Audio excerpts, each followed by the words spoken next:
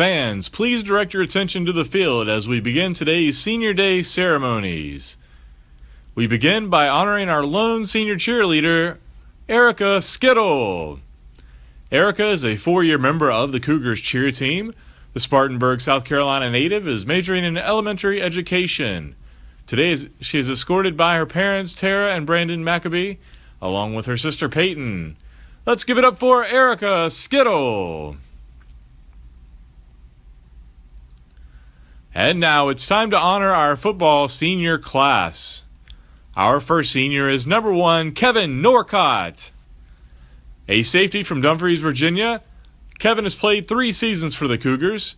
In 17 career games, he has 77 tackles, 3 interceptions, and 2 fumble recoveries. The son of William and Frida Norcott, Kevin is majoring in biomedical science, and he is joined today by his parents as well as brother Devin and sister Jessica. Ladies and gentlemen, Kevin Norcott.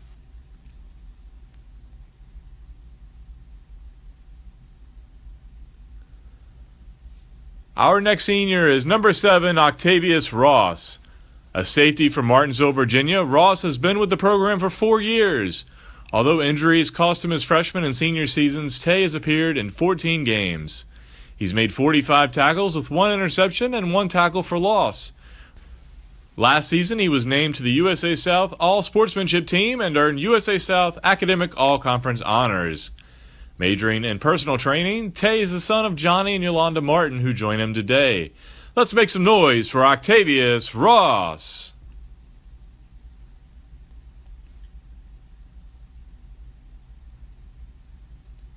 Our next senior is number 9, Nathanael Lake. A safety from Culpeper, Virginia, Nate has totaled 54 tackles and 3 pass breakups in 30 career games. Majoring in communications, Nate is the son of Dwayne Green and Lori Lake Green, who join him today. Let's give it up for Nate Lake.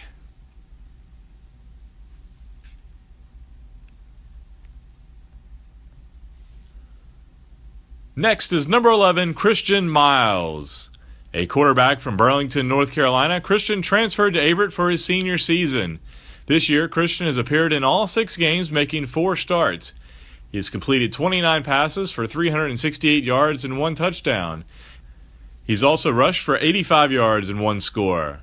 Majoring in exercise sports science, Christian is the son of Chris and Kim Miles. He is accompanied today by his parents and grandmothers Ann and Carolyn. Ladies and gentlemen, Christian Miles.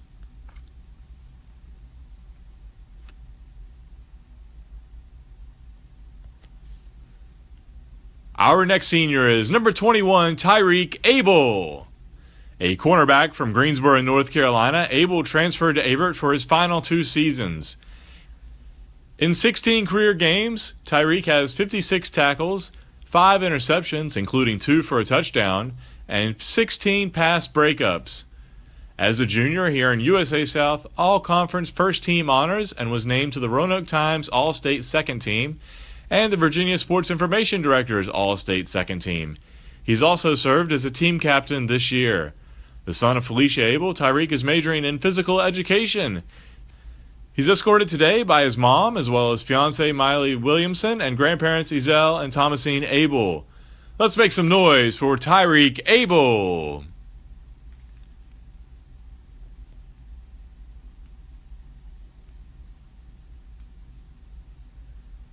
Next is number 23, Tymondre Isaac. A defensive end from Columbia, South Carolina, Tymondre has played 3 seasons, appearing in 15 games and making 34 tackles, including 3 sacks and a pair of quarterback hurries.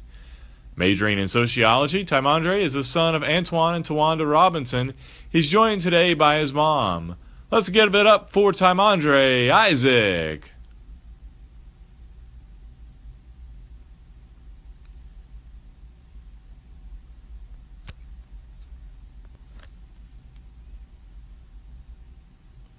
Our next senior is number 24, Elijah Harris. A wide receiver from Dinwiddie, Virginia, Elijah has played in 21 games as a Cougar. Although he has missed his senior season injury, he has 13 career catches for 117 yards, and prior to moving to offense, he was a defensive back with 26 tackles and 2 fumbled recoveries, including 1 for a 96-yard touchdown return. Majoring in criminal justice, Elijah is the son of Lisa Harris. He's escorted today by assistant coach Tavares Johnson. Ladies and gentlemen, Elijah Harris.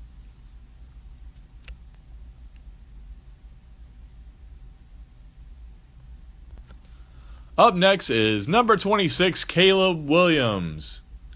A native of Alexandria, Virginia, Caleb has played multiple positions with the Cougars during his 4 seasons. On offense, he rushed for 1 touchdown, and on defense, he has 44 career tackles with 2 interceptions and 1 sack, and he served as a team captain during the 2016 season. A physical education major, Caleb is the son of Walter Brown and Amy Williams. He's escorted today by his mom, as well as Uncle Bob, Aunt Lorraine, and cousin Jessica. Let's make some noise for Caleb Williams.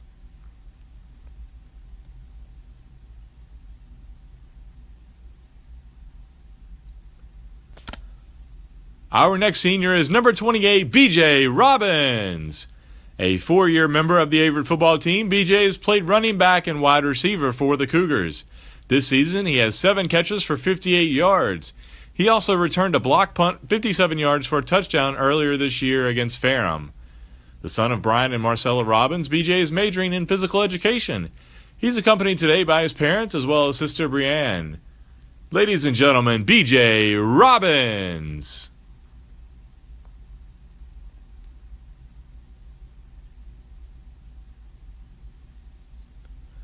Wearing number 30, our next senior is Victor Miller Gonzales.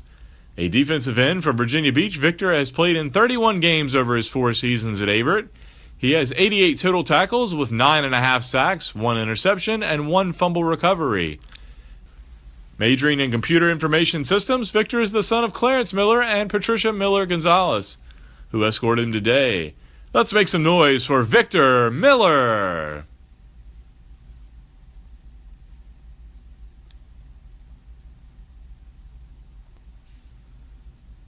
Next is number 40, Jamario Verges. A safety out of West Point, Mississippi, Jamario has been a 4-year member of the program. In 11 games, he's made 15 tackles with 1 pass breakup, and he's also caught a 2-point conversion. The son of James and Lois Verges, Jamario is majoring in sociology. He's joined today by his parents on the field. Let's hear it for Jamario Verges.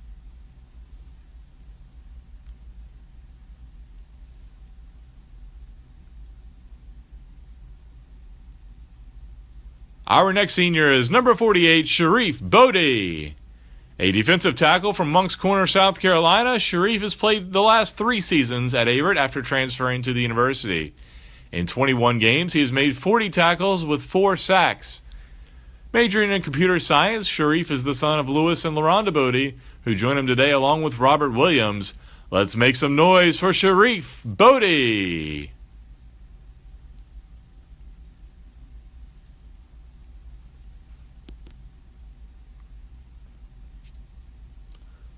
Our next senior is number 51, Ryan Wade. A defensive tackle from Rocky Mount, Virginia, Wade transferred to Averett last spring to play his final season with the Cougars. In 6 games with the program, he started on the defensive line and made 11 tackles, including 2 for loss.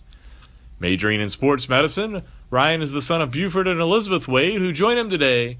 Ladies and gentlemen, Ryan Wade.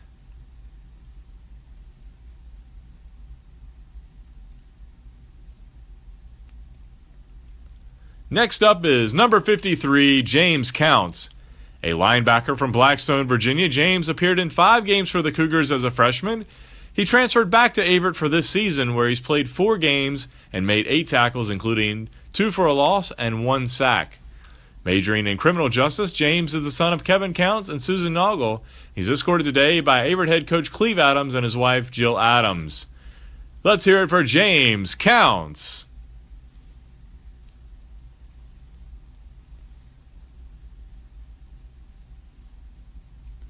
Our next senior is number 55, Nicholas Brown. A defensive tackle from Chesterfield, Virginia, Nicholas has played in 18 games for the Cougars, including 12 the past 2 seasons, after returning from beating cancer. Nick has 26 career tackles with 2 sacks.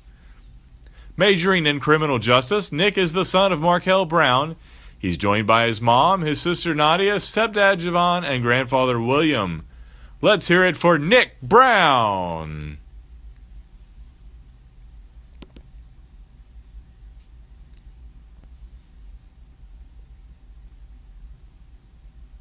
Next up is number 58, Kenneth Covington. A defensive end from Durham, North Carolina, KJ has played in 29 career games. He has 104 tackles with 4.5 sacks and 2 fumble recoveries. He's also served as a 2-time team captain. Majoring in criminal justice and sociology, KJ is the son of Kenneth and Cynthia Covington, who join him today. Let's make some noise for KJ Covington.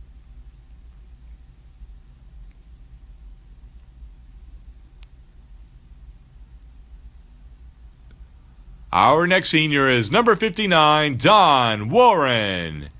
A defensive end out of Indian Trail, North Carolina, Don has played in 29 games, making 113 tackles with 10 sacks, 15 tackles for loss, 1 interception, 1 fumble recovery, and 1 block kick. A team captain this season, Don earned USA South Academic All-Conference honors last year. Majoring in physical education, Don is the son of Don and Jennifer Warren. He's joined today by his parents as well as sister Brianna and grandparents Frank and Karen Joyle. Ladies and gentlemen, Don Warren.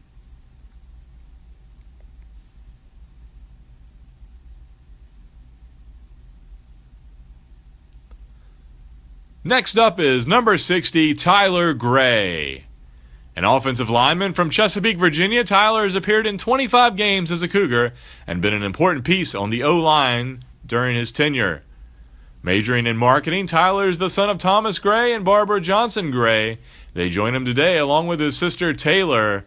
Let's hear it for Tyler Gray.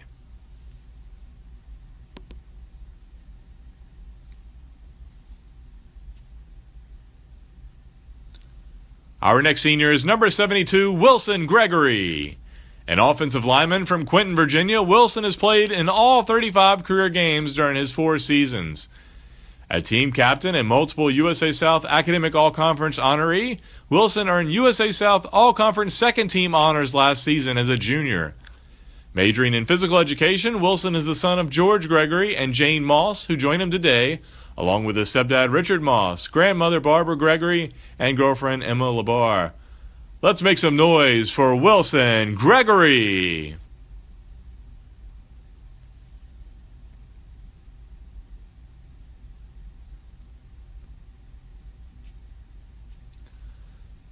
Our next senior is number 75, Spencer Dowdle. An offensive lineman from Powhatan, Virginia, Spencer has appeared in 21 games in his career despite missing all of the season due to injury. He was also named a team captain entering this season. Majoring in sports management, Spencer is the son of Doug and April Dowdle, who join him today. Ladies and gentlemen, Spencer Dowdle.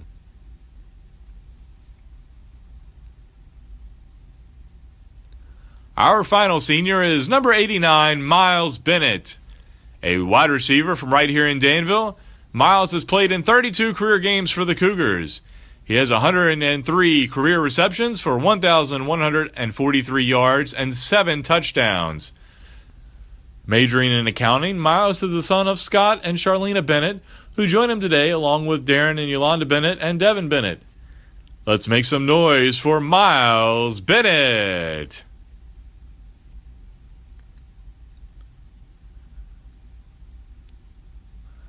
Let's give all of our seniors another round of applause.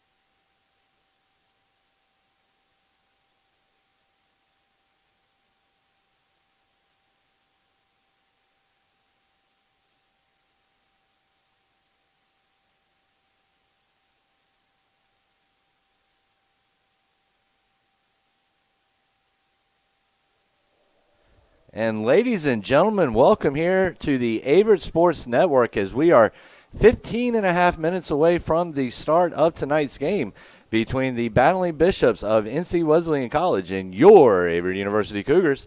I'm Davin Wilson, joined here today by Eddie Glenn Jr. We'll be giving you all the play-by-play updates of tonight's game, a little bit of insight, maybe a few jokes, a couple of nuggets of wisdom about life, Eddie. And either way, we're excited here, and it's going to be a good game.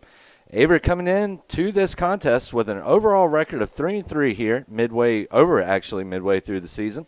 And that includes a 3-1 mark in the USA South, while the Battling Bishops of NC Wesleyan College battling a little bit different of a fate right now. They come in 2-5 overall, 2-3 in the USA South. And today is Averett's not only senior day, but also homecoming festivities. And Eddie, looking down at the crowd, we've sure got a packed house here tonight. We do. It's absolutely ridiculous. And as a matter of fact, someone texted me and said they drove by North Campus and saw people walking to North Campus from way down the street. So people are excited for this game, and people are here and in abundance. And tailgating was great. I enjoyed all the food. I gained about 30 pounds out there. You know what, though? It's not a Saturday afternoon without a little bit of tailgating, a little bit of fried turkey legs, some macaroni and cheese, potato salad, maybe a few hot dogs, hamburgers, get the old grill fired up. And Eddie, I'm making myself hungry right now, so I think we're going to just go ahead and jump into things here on the URW pregame show.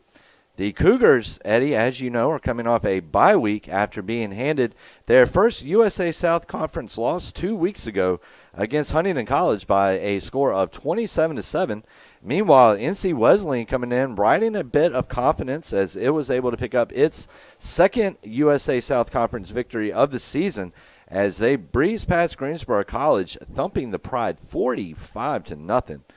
And now we're going to take a look here at the all-time series and how things are looking. Right now, we are about 13 minutes away from the 14th meeting between these two teams. And NC Wesleyan, Eddie, holding quite a bit of an edge right now, 10-3 overall. And Averett actually won last year's meeting between these two teams, prevailing in a 38-34 contest in Rocky Mount, North Carolina. And, Eddie, that game was really dominated, no surprise here, by Sean Bowman, the sophomore running back at the time, junior running back this year. But he turned in a 168-yard, three-score performance. So the Cougars had their hats out for that performance, Eddie. Also, Miles Bennett caught 7 passes for 64 yards and a score, while former AU standout Terrence Owens III, affectionately known as T.O. around these parts, checked in with 140 receiving yards and a score. Meanwhile, the Battling Bishops were paced by DeAndre Gills' game-high 211 rushing yards to go along with 2 scores. And, Eddie, I believe he also had 3 or 4 receptions for 49 yards, so almost a 300-yard performance game for the Battling Bishops standout running back who actually does return this year for this season and for this game. Also, Adrian Minado, he picked up 75 yards and 2 scores on 15 carries. And so, Eddie, before we hop into the Hampton-Wilkins keys to the game, why don't you go ahead and give me your thoughts on this game and what we're going to see here tonight? Well, this game is going to be 2 completely different offenses. While Averett's leading rusher has a little bit over 900 rushing yards on the season, the Bishop's quarterback has a little bit over 900 passing yards on the season. So we're going to see a run game on one side and a pass game on the other. So the linebackers on one side are going to be tested with their run defense, and the other is going to be tested with their pass defense. So this is going to really test DeJon Brooks and his coverage skills and see how well he can do dropping back into coverage. We know he can make tackles, and we know he can make a lot of them. But can he cover tight ends and slot receivers is going to be the biggest question for today's game. And, speaking of slot receivers, one of the favorite targets tonight for the Battling Bishops is actually going to be Trey Lancaster, who has 517 receiving yards on the year. He also has caught 4 touchdown passes on 32 receptions, all team highs for the Battling Bishops. And, Eddie, it was actually kind of funny that you mention the Battling Bishops balanced attack because that was one of the things that I actually started off when I was preparing my script today for today's game. AU will have to slow down. One thing that they're going to have to deal with, NC Wesleyan has a dangerous quarterback combination of Nate Gardner and Danielle Totten as well. And, Eddie, as you were saying, Gardner comes in here. He has thrown for 968 yards on the season with 7 TDs, while Totten has recorded 258 passing yards and 4 TDs. So I would imagine at some point tonight we're going to see Gardner eclipse the 1,000 passing yard mark for the season, which is never a terrible year, Eddie.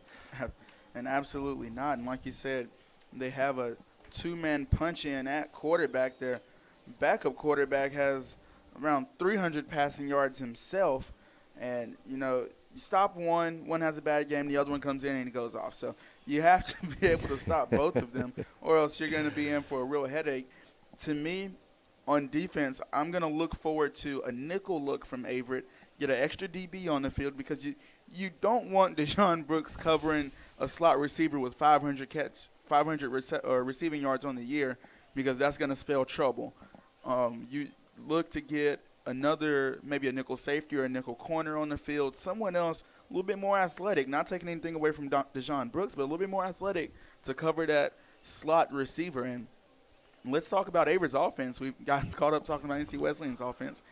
Bowman is something big to stop. You can't stop him completely, but you can try your best to hold him under 100 yards and 2 touchdowns. And if you do, then Bigelow's going to come in. And if he doesn't, there's so many options at running back for Averett. And Christian Miles is a good quarterback himself with some good receivers in Bennett and the tight end Jeremiah Smith. So it's going to be a good game, Davin. It will. And, Eddie, we were just talking a second ago about Smith. Not Smith, but Gardner and Totten. And it's a tandem that AU should be able to contain. And you really look at who they have on their front end, on their front 5, front 7, however many they have in at the time. You've got Kenneth Covington, who is averaging 3.5 sacks right now per game, which is 3rd in the conference. And also you have Don Warren with 30 tackles. So you have those two guys that you can go to and you can kind of rely on to kind of clog the box a little bit, close down those running holes and close down those gaps, and really make NC Wesleyan start looking for B gaps and C gaps on the running game. And you've also got, as you were talking about, Eddie, you've got Deshaun Brooks comes in. He is at the conference best right now, 11 and 3rd tackles. And also NC Wesleyan will have to battle AU's stout secondary, which is led by Tyreke Abel. He has 3 interceptions on the year, and Kevin Norcott's 2 interceptions. Altogether, Eddie, AU's defense has forced 14 turnovers so far this season, 9 interceptions, 5 fumbles, and that's an average of 2.3 turnovers per game. And you're also looking at here, AU's defense is some of the stingiest in the conference, as the Cougars have given up the 3rd fewest yards and are one of 3 schools with 2 defensive TDs on the season so far. So, Eddie, I think Averett's got enough to and we're going to take a minute here for the prayer.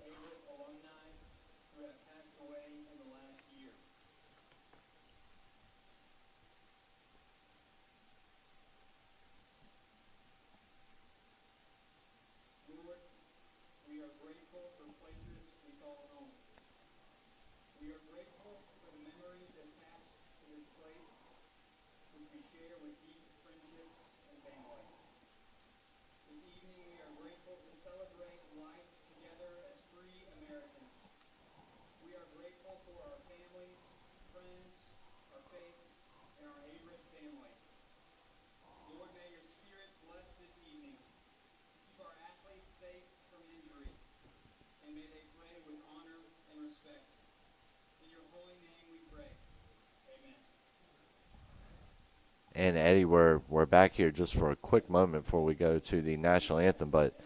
And actually, we're going to go ahead and get that in here, performed by the Averett University Singers with a flyover by Averett's Aviation Department.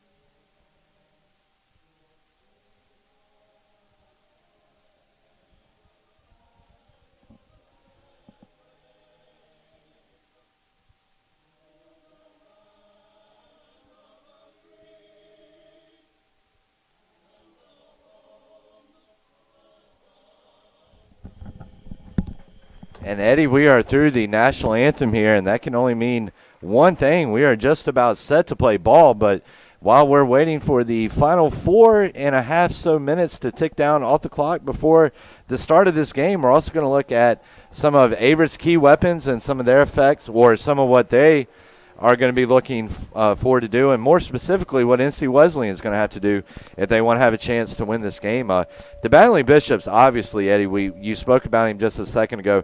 They're going to have to slow down Sean Bowman, who has 912 rushing yards and 10 TDs this season on 150 carries. And, Eddie, like we were just talking about a second ago, you can look to contain him, but you are not going to stop Bowman.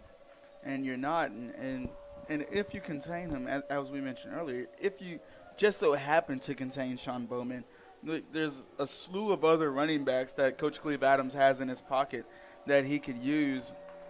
And it's a matter of forcing Averett to pass the ball. And as we mentioned, Christian Miles is a good quarterback, but here he's only got 368 passing yards on the year with 1 touchdown. That's obviously what Averett is most uncomfortable doing, is passing the ball. So you have to force Averett to pass the ball if you want to win this game. And if you look at the series matchup, these are high-scoring games. None of these are really 17, 16 games like the first time they met. These are, you've got a 56-51 game 2 years ago.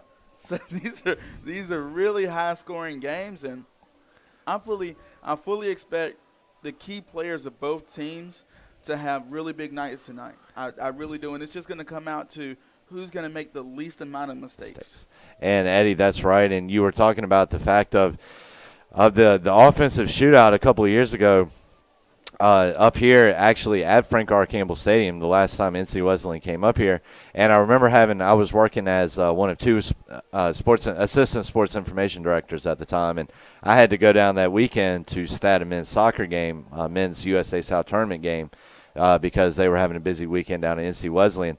I remember the soccer game starting 2 hours before the football game starting 2 hours before the soccer game, and the soccer game still being done an hour and a half before the football game was. So definitely high-flying attacks by both of these teams. And also talking about high-flying attacks, Miles Bennett has a team-high 179 receiving yards on 9 carries. And you were talking earlier about Jeremiah Smith, his 7 receptions for 113 yards and a score. And the Cougars will also have to watch out, either Miles or Eubanks, whoever's in the game, will have to watch out for Eddie Graham, who has 4 interceptions on the season. And also AU's rushing attack will look to avoid Antonio Johnson, who has 58 tackles on the season, Chris Lawrence, who has 37, and Anthony Jesnick, who has 34. So we are just about ready to get started here at Frank R. Campbell Stadium. And just one more thing to point out. Averett on the year, 4th down conversion rate, 0%, Davin. And then for the Battling Bishops, they're at 56%.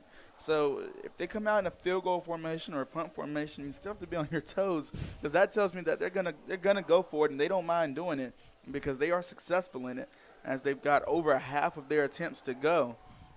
As both teams get ready to come out onto the field, this Averett team is pumped. This Averett crowd is packed, and they are loud. They're going to be loud as soon as this team comes out for this first kickoff. They are, and, that's one thing with the benefit of having this stadium we've heard so many people talk about, and so many people from the Danville community and surrounding areas, so many people talking about that now that we have this stadium over here, we've got the lights, we've got the turf, we've got the scoreboard with all the bells and whistles, that, it really feels like going to a college football game where, as before, it felt really more or less like a high school game. And as you see, the pregame graphics have come off, and that means we are ready to get started. The clock is at 15 minutes. The ball is set on the 35 on the tee. The official is standing down on the spot, and both teams are taking one last little huddle in before they hit the field, and here come the Cougars. And the Cougars will be kicking off first, which means that ball hawk, stingy defensive Averett will be on the field first. And, Davin, a lot of times coaches want to be on defense first because your defense allows you to set the tone for the game early. You can get out on the first series, that gives you momentum, and that is huge. It is, and especially in a game like this where you've got two teams who are familiar with each other, as we said earlier, the 14th meeting between these two sides. And they're both, like I said, familiar with each other and looking to get things started off on the right foot. So right now, the crowd is on its feet. We're about ready to get started. Westbury back on the kick. And Cole Westbury, definitely one of the not mentioned players that much for this Averett team being the kicker, but he has been extremely instrumental in his 2 years at Averett. And here's his kick. And that one is just going to dip on back into the end zone for a touchback. So NC Wesleyan will start the drive at its own 20-yard line. And, Eddie, we would like to send a shout-out to our new Averett Athletics Hall of Fame members. Courtney Carrington was, the standout volleyball player. Then we also had Eddie Gesford, was a member of 2003 USA South Conference Tournament Championship team.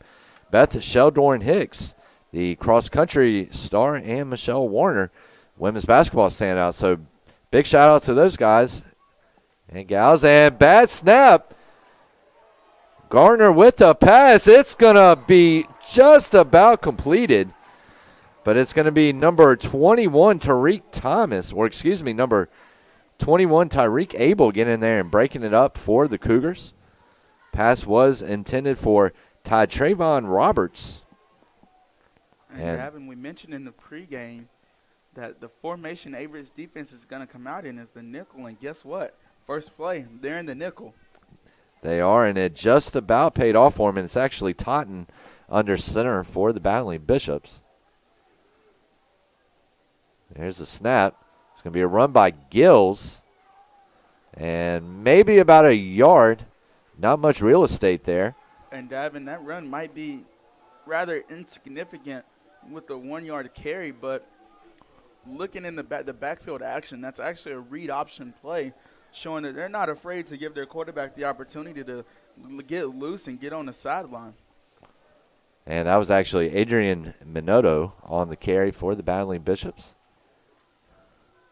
And Averett now in the dime. They've got 6 DBs on the field, Davin.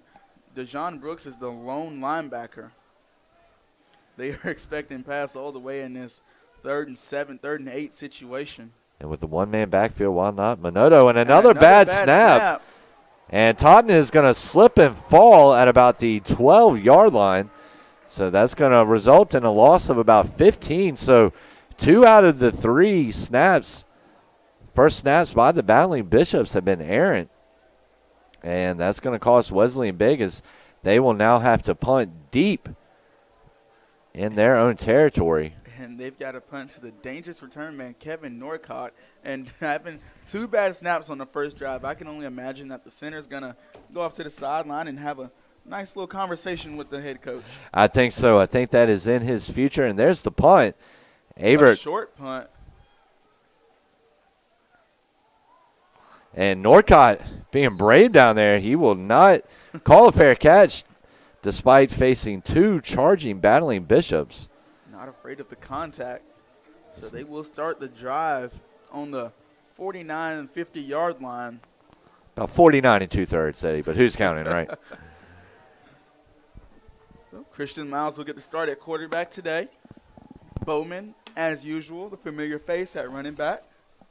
We are very used to seeing that young man here at Frank R. Campbell Stadium, tearing up the turf here at Daly Field.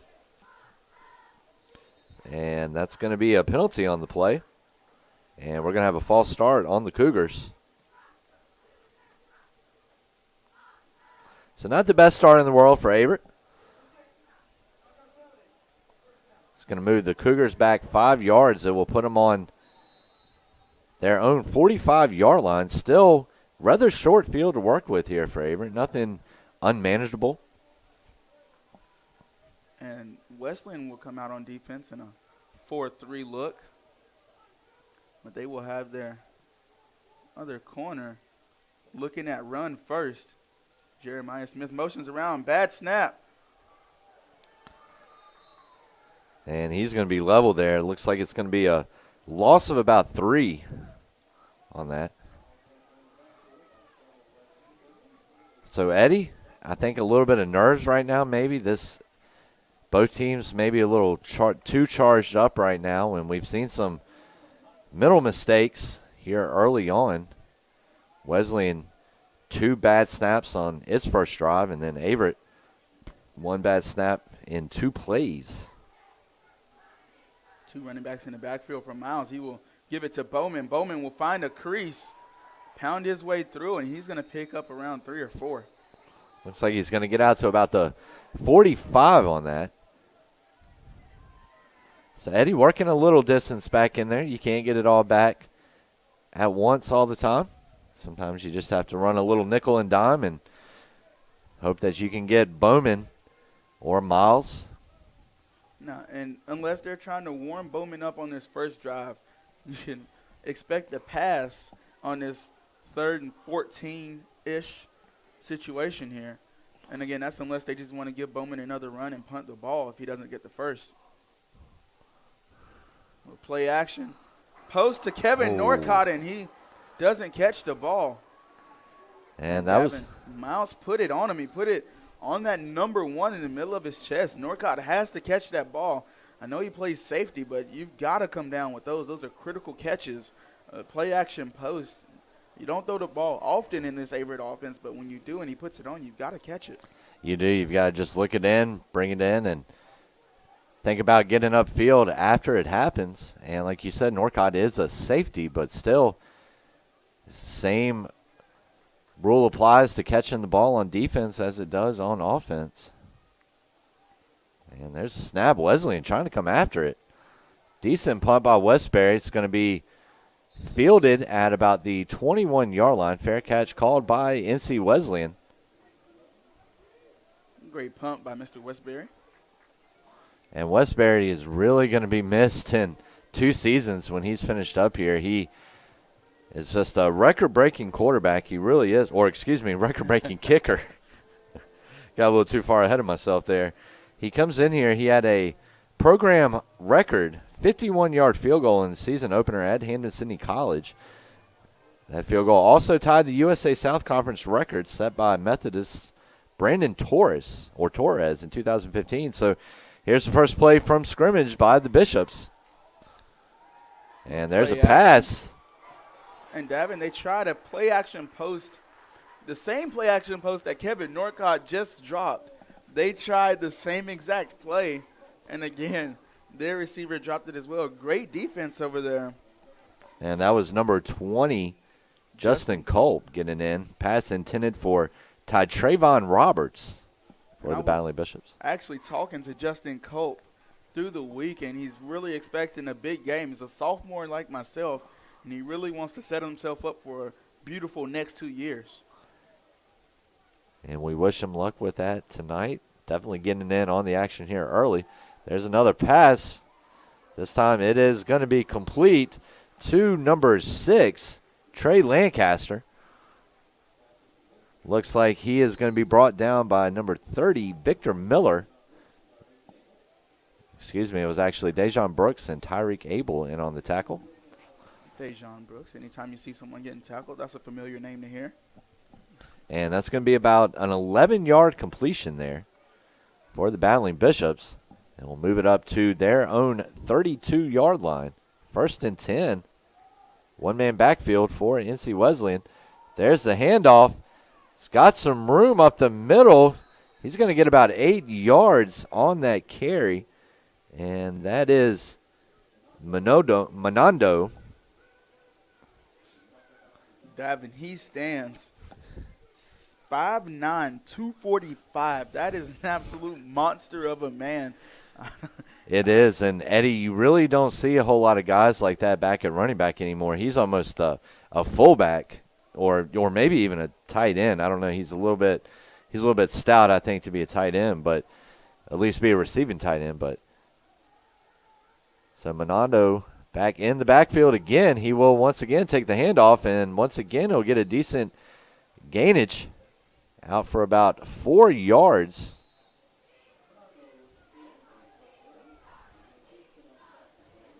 So that's going to get it out to about the 44-yard line.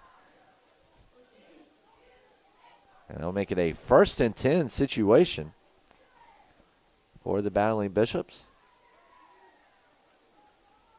So, Eddie, we were talking about that balanced attack at the start of the game from NC Wesleyan, and we're seeing it here so far with some conservative runs and then going to the air off of those. 1st and 10. And you go back to Manondo, excuse me. Doesn't get the same momentum that he had the previous set of downs. Just a couple inches on that gain. And that's going to make it 2nd and 10.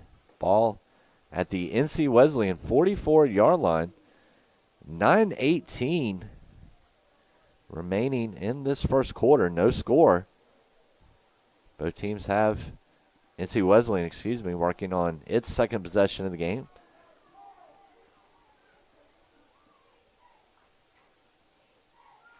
And there's the run up the gut from number 5, Darian Curley, the junior running back out of Stony Creek, Virginia. Nice little burst of speed there through the hole. And that will pick up the 1st down, Davin. And about 11 yards on that carry.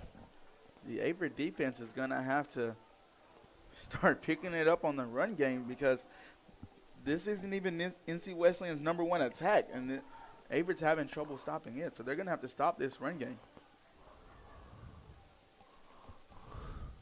Curley in the backfield for the Battling Bishops. And there's the pass. That one is going to be thrown deep downfield and almost picked off.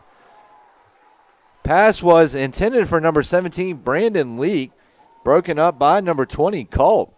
And, Eddie, I think your boy was telling the truth here today. Another great pass breakup there. 2nd one so far of the game, as that might have been a touchdown, but he left his mark, left his man, and went over top and knocked the ball out of the way. Justin Cope. JC is what they call him on the football team. JC having a great game so far, and it's just the first quarter. And he really judged that ball perfectly, caught it at its peak, and was able to knock it away. And like you said, Eddie, possibly take away a touchdown. So little trickery going on here as they were going to fall for it.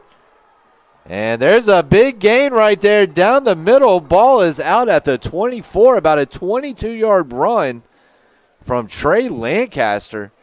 And that looked like a little reverse right there, and it went for some big yardage. And that's great call there by the NC Wesleyan. Absolute speed on the outside. He bent it backwards and hit the sideline and was gone for about 20 yards there. Went to Curley, then went to Lancaster. Lancaster reverses Fields.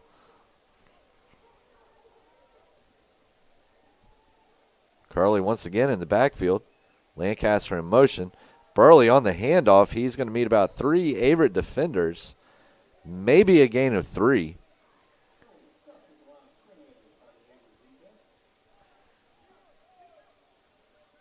And they're going to say he got nothing on that. Stopped at the line of scrimmage. 2nd and 10. Ball on the 21-yard line of the Cougars. And it will be a 2-yard gain on the carry. So 2nd and 8 from the 21. There's the pass. And a nice catch right there. Nice pitch and catch over to Curley.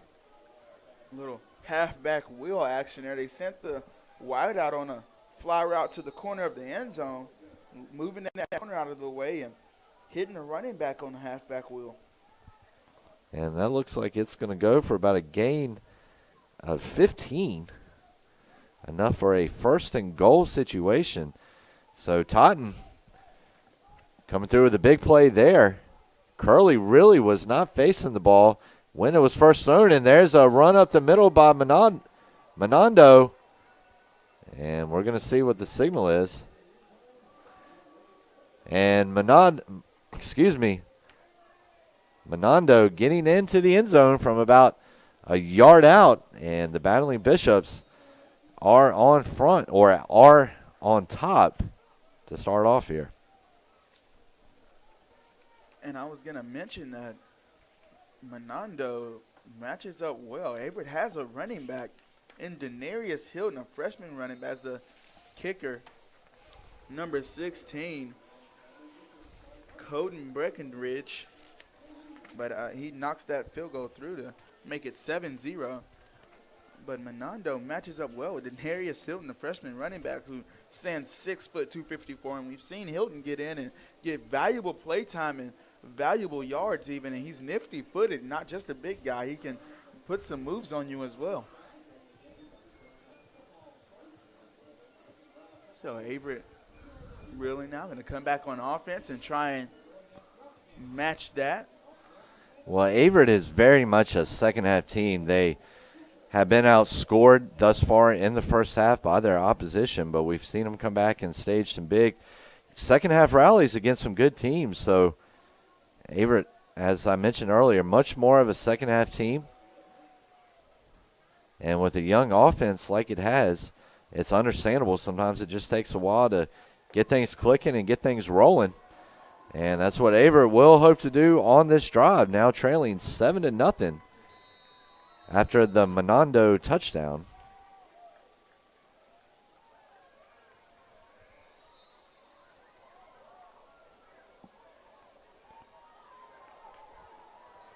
And waiting for the kick. And while we wait for the kick, there are pink footballs being thrown everywhere, Davin. The cheerleaders are showing off their cannons, trying to try out for the football team. And I know they take a lot of pride on that. See a lot in the weight room getting ready for telling Christian Miles, I'm coming for your spot. And Averett. And we've got a flag on the play, but a nice return there from number 13, Bigelow. Puts Averett out at its own 45, but we're going to see the penalty on the play, see what it is. This might be coming back, ladies and gentlemen. Kind of hard to tell who it was thrown against. The officials are having a conversation about it. And then Eddie, I'm sure probably once they're done with that conversation, they might use a few extra minutes to decide where they're going to go to eat after tonight's game. And, Davin, I just want to mention that these pink footballs have gotten the crowd so loud that it's hard for me to hear you right now through the headphones. They are clamoring for these pink footballs. There might even be another breakout football game in the crowd so people don't get footballs. It might be a little mini riot, Eddie. I don't know.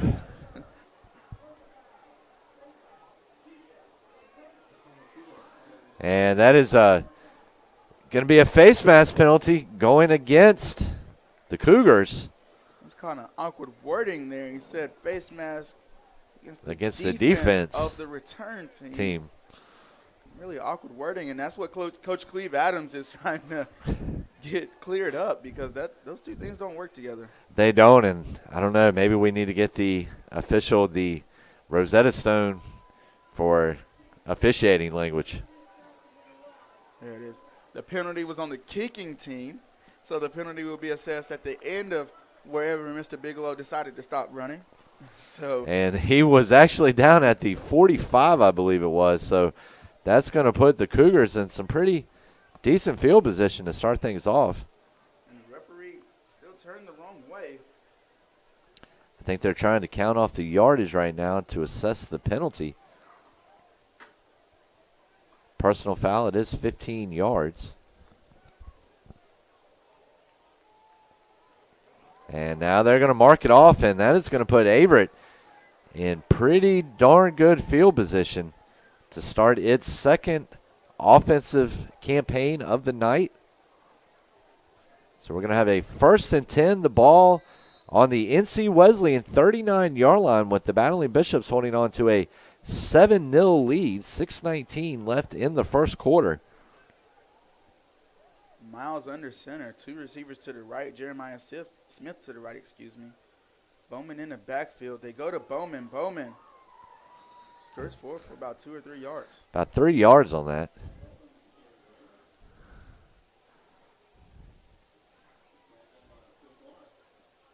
And Eddie Averett's, I think, is going to have to try to switch up its approach to the running game. Maybe stop trying so many halfback isolation plays and maybe start running it to the outside a bit. But still a lot of time. Bowman.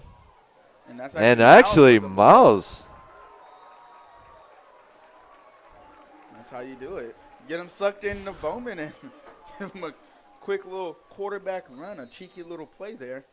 And about 13 yards from Miles. And, Eddie, it's hard to fool me. I've done a lot of football games over the years, and that one right there got me, though. I thought it was Bowman all the way with it until he collided with one of the NC Wesleyan defenders.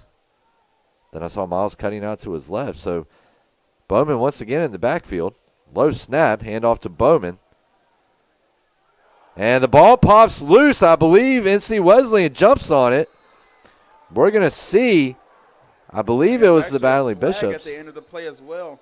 I think this play is gonna remain Averett's ball, even if North Carolina Wesleyan jumped on it. Someone hit Miles really late after the play, and the ref threw the flag.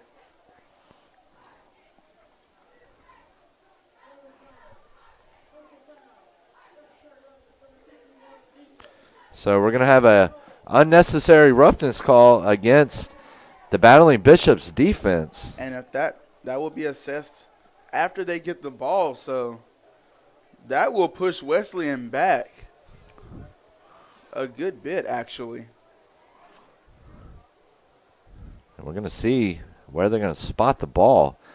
It looks like they're going to spot it at about the 8-yard line. Of course, 15-yard penalty for the unnecessary roughness. And so let's see what. So inside the 10 now. We can get a little creative here on the defense with some blitzes. But you have to watch yourself with no safety back. Kevin Norcott is creeping up. And Kevin Norcott will step up. And that leaves corners all alone with receivers. And that is not always the best idea. Tyreke Abel does a good job in coverage, but that is not always the best idea to leave your corners on an island with a receiver. And especially one like Trayvon Roberts, the junior, 6'3", 180 pounds out of Henderson, North Carolina. Eddie, my godmother, is actually from Henderson, North Carolina. So, no, it's not really relevant to the game right now, but kind of a cool little fact. Being from North Carolina, I'm sure you are familiar with Henderson.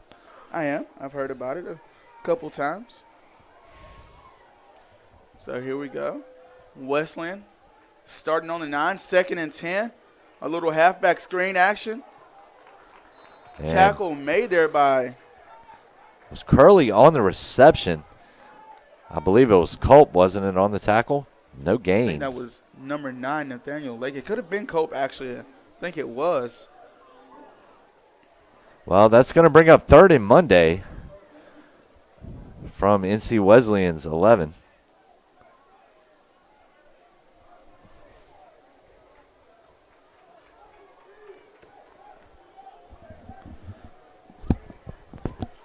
So NC Wesleyan, 3rd and 8. Here it comes. High snap once again. Handoff by number 5, Curley. He's not going to get very far at all, and that's going to bring up a 4th and forever situation for the Battling Bishops from their own 14-yard line. And that's going to result in a Battling Bishops punt. So, Eddie, we were talking about these two teams as offense and how in recent meetings we've really had some very offensive-minded games, a whole lot of shootouts, but not seeming to be that way so far tonight. It's a very defensive-minded game, and Kevin Norcott back to return. He will call a fair catch. At about the Averett 40. So once again, Averett gets the ball in rather decent field position. They will need about 60 yards to knot this game up. Averett more than capable of putting together those yards. And, Eddie, one thing about Averett as well, where they really focus a lot on that three-headed monster of a running back combo, that they can really, really be methodical and really kill a lot of time off the clock as well and play a lot of possession football. Absolutely, and here we go. Miles in the backfield with, I believe that is Bowman. Smith will motion across. Bowman will give it to Bowman. Bowman will bounce it outside. Bowman stays outside. Bowman on his feet still. About a 15-yard pickup. Down at the NC Wesleyan 42.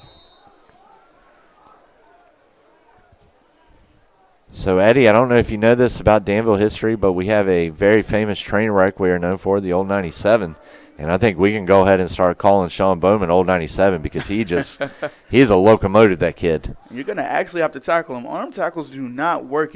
Straight arms does not phase this kid, as he will run completely through those. And here's Bowman again. Bowman tries to bounce it outside again, but too many defenders out there this time. And he will be brought down at about the 44. So about a loss of 1 there for Bowman. 2:46 remaining in the first quarter. 7-0 Battling Bishops. As we have had a game played in the trenches thus far. So Bowman in the backfield. 2nd and 11. Smith again with the motion. 2nd and 11. Why not go back to Bowman? And he's going to be down at about the 37, so about a 7-yard gain there, Eddie.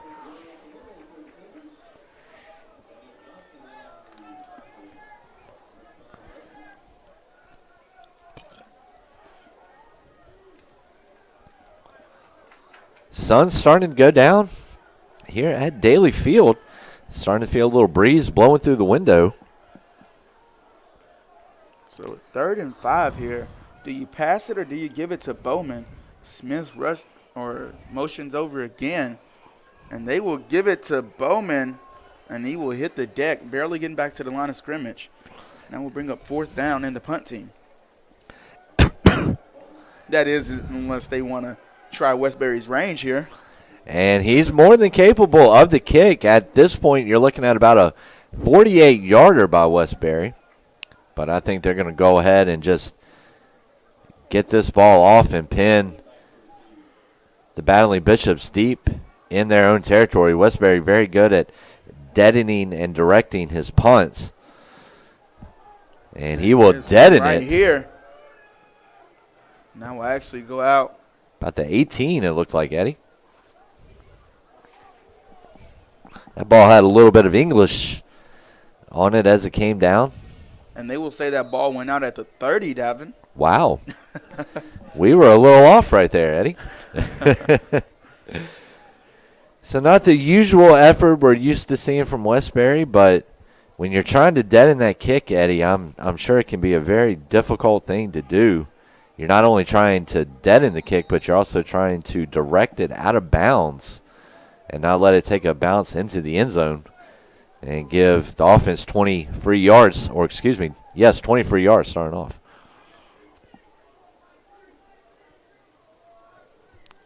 Menando in the backfield. It's actually a different quarterback. I believe that's going to be Turner in here now. Nate Gardner in here. Brandon Thompson, the freshman quarterback, 6'1", 220, out of Union, South Carolina.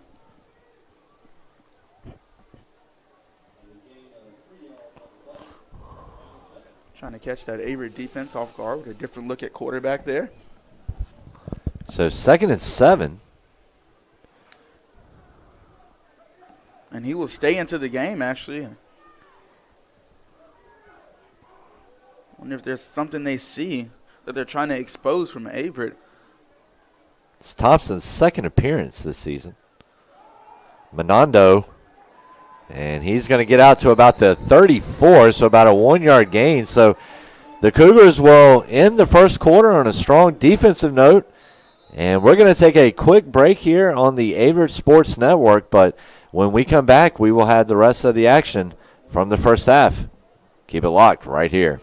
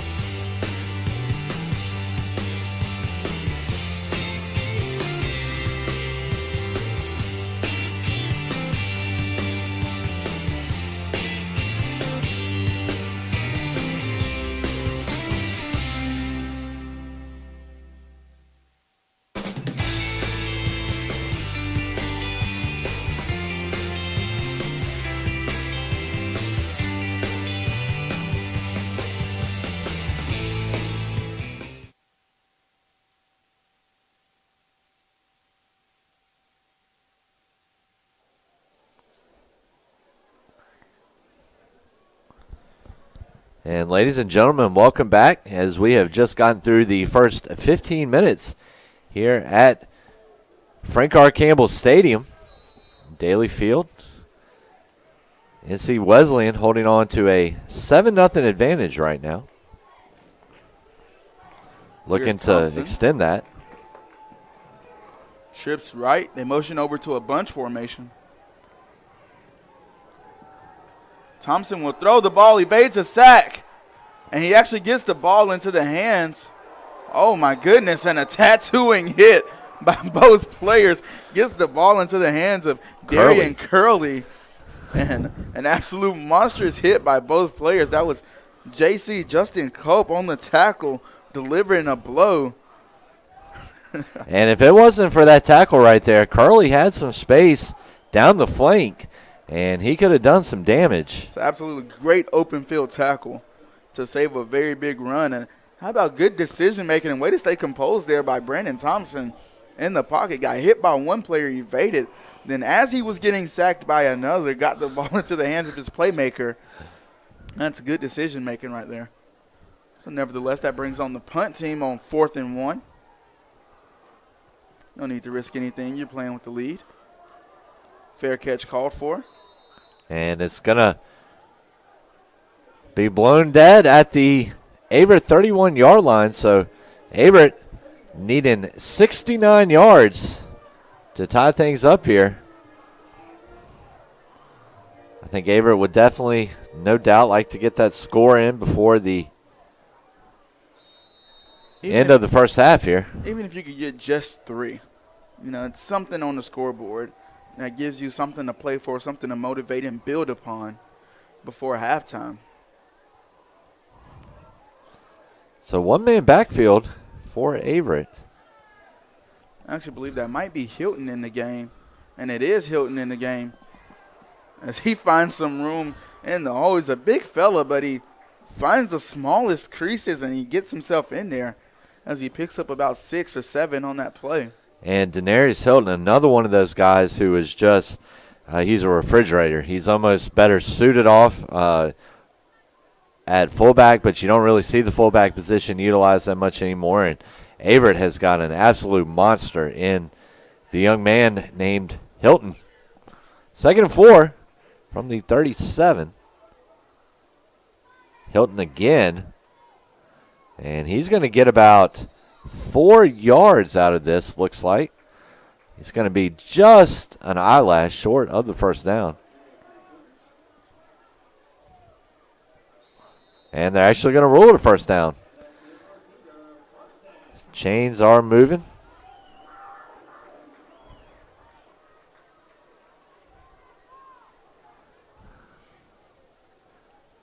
Eddie, as you know, I do a lot of local high school sports coverage, and it's hard a lot of times because you have to keep your own stats at the high school level, and it's hard a lot of times to stay out of the way of that chain gang over there. Hilton carrying the defense for another yard and a half after picking up 4. And he really is. He is just a beast of a young man. And just a freshman. Eddie, just a freshman. Hilton and Bigelow are going to be something to love for Averett fans for the next 4 years. And they get Bowman back for another year as well. So this run game is going to be very nice. And Miles will keep it and bounce it outside. A nice jump cut. A nice jump cut gets that first defender out of the way.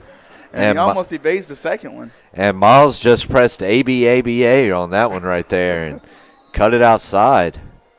Of course, Eddie, you might be a little young for that reference. Do you remember Super Nintendo and you had ABA and up, down, right? And well, nowadays it's more of a thumbstick that allows you to do the moves, but I get the reference. I understand. We like to keep it old school here on the Averett Sports Network. Old school and precise. Yes, sir. Precision. And there's the from fake. Christian Miles lands in the hands of Bennett.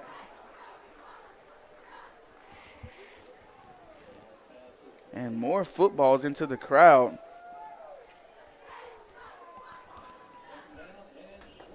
And that's going to bring up second down and eyelashes for the Cougars. I could only imagine that this ball is going to go to that 245-pound man standing in the backfield. Why not? And it does. Good And call. he doesn't get what he needs. Oof. And it's actually going to result in about a 2-yard loss. It's going to bring up third and medium from the Averett 40.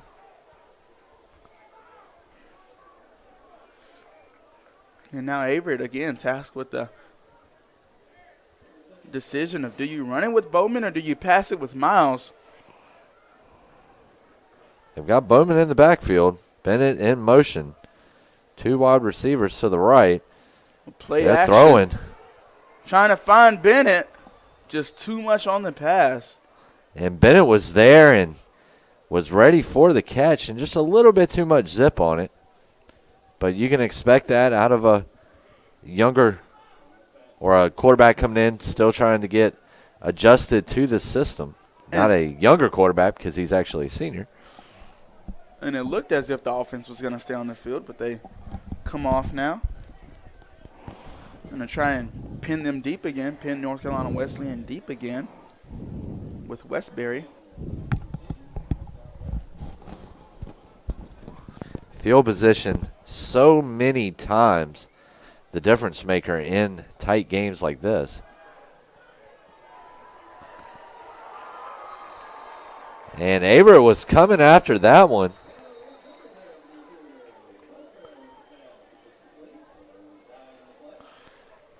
And did we just have a fake? And we did, but Westbury's great pass attempt will not count because there was a holding against the Averett team that will bring the ball back. And now Westbury is going to have to actually punt the ball this time. Westbury did actually complete the pass there, showing off his arm talent. So we've got Miles throwing, the cheerleaders throwing, and now Westbury throwing. Everybody's getting in on the action here tonight, Eddie. Davin, I think second half I'm going to run down in the locker room, get some pads, and show my talents. Yeah, get out there. And you got some eligibility left, I'm sure. I'm not too old. I'm not too old.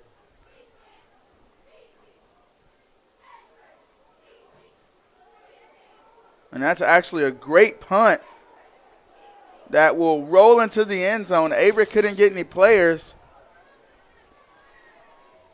Kind of looked like it might have been a hold down there at the right around the goal line. No call, though. And, Eddie, you know, really holding is one of those calls, though, that in football you could really call it on every play. And you definitely have to – you can't whistle every little single thing because we'll be here for 6 hours. And you got to let the game keep going and keep progressing and keep flowing. And that's like in basketball. If you let the guards call everything, everything's a foul.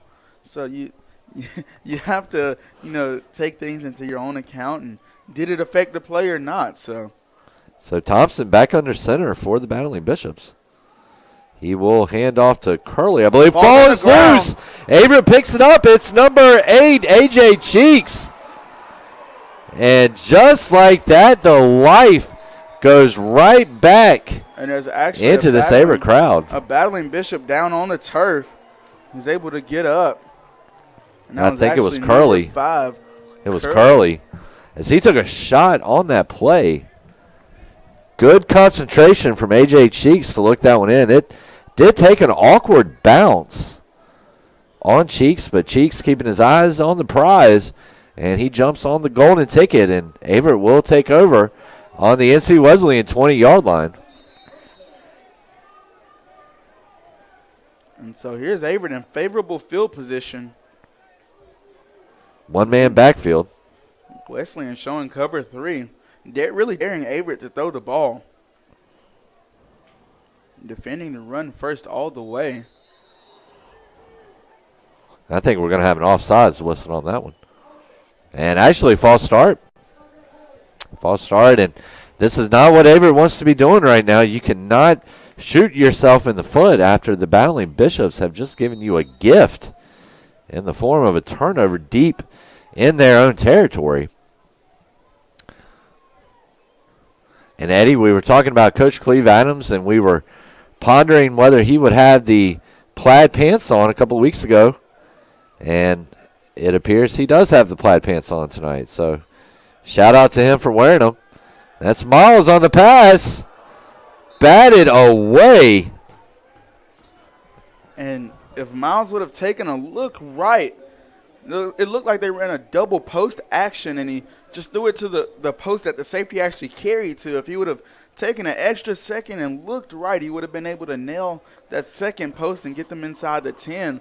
But luckily for Miles and Averett, that ball fell harmlessly to the turf, and this will bring up 2nd and 15. Because Campbell was there for it and just could not pull it in.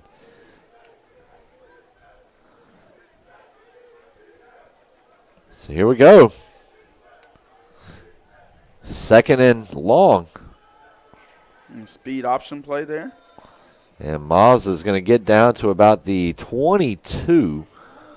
So he'll pick up about 2 yards on that. It's going to bring up about 3rd and 13 for the Cougars. Chris Lawrence on the tackle. The Cougars are in no rush to pick up a couple more yards here on this 3rd down and make this field goal a little bit more comfortable for Cole Westbury if they don't get the 1st down. Finally in a position where they can score. And it looks like a false start, and we call that a free play, so you just throw it up. And that was intended for number 83, Brandon Dry. Just cannot bring it in bounds. And but still, nice play from the freshman. Whenever there's an offsides as a quarterback, whenever there's an offsides and the play continues, you forget anything that you were told before, and you throw the ball as far as you can to the receiver running as fast as he can, because you get a free play. Even if they intercept it, you're going to get the ball back, and you're going to get those yards from the penalty. And then if you get the touchdown, you decline the penalty and keep things moving.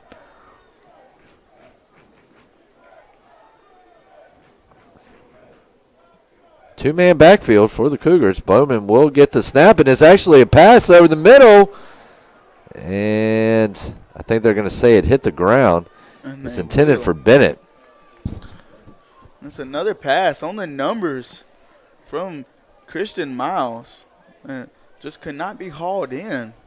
Well, Eddie, we're seeing a lot of post and slant routes being called by offensive coordinator Shannon Johnson. Don't see a ton of those usually from this Averett offense. So Westbury coming out looking at about a 27-yarder. And here it goes. Snap, ball is down. Westbury's kick is up. And it's through the uprights. So Westbury will get the Cougars on the board with a field goal. Not quite the result I think Averett was looking for, though, as it really started this drive deep in its deep in NC Wesleyan territory, excuse me.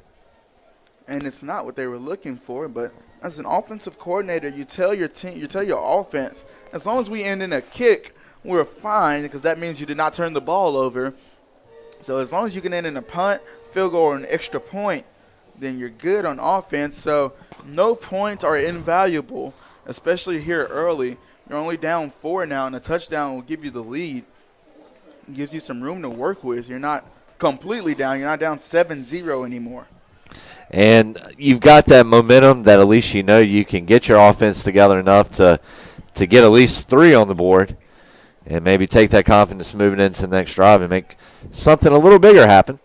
Still a whole lot of time here as we're not even halfway through the second quarter yet. 9:03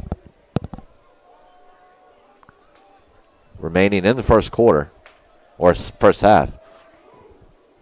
Ball booted down the field by Westbury. And that's going to go in the end zone for a touchback. Homecoming weekend here at Averett University. Great crowd out here. Eddie, you were just talking a second ago about the women's soccer team. Heartbreaking loss to USA South powerhouse Greensboro College, 1-0 earlier here this afternoon. Kind of hurt you didn't call me to come and jump on the broadcast with you. Devin, I just got a text message saying that the church doors down the street are open and they can hear the screaming in the church from the stadium. Ball handed off and stopped immediately. That was Brooks on the tackle. And Eddie, I've got a friend that goes to my parents' church, and she and her husband live in the apartment buildings right back behind North Campus, right by Walmart. And she says anytime there's a basketball game or a football game, it doesn't matter, she can hear it. So Averett really taking advantage of its home field advantage when it is at home. Thompson will remain in the backfield. Play action. Stepping up in the pocket, taking off. And that's going to be the big guy, Kenneth Covington, coming down with the tackle.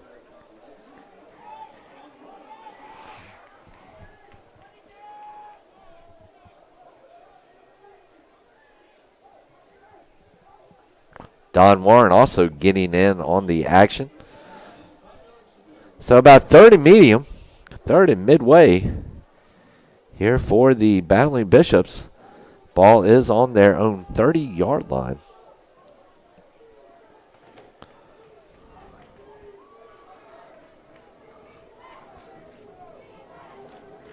Here's the snap to Thompson. Thompson drops back. He's looking. He's going to throw a prayer down the field. And I'll tell you one thing. That ball was almost caught. It was number 6, Lancaster, getting his number called. But Tyreke Abel comes through and says, "Not in my house, sir." Well, and will knock that one away. How about the ball from Brandon Thompson? I mean, he put it down the field and laid it on the hash marks, on the money. All the receiver had to do was haul it in. But again, like you say, Abel with the great defense to break it up.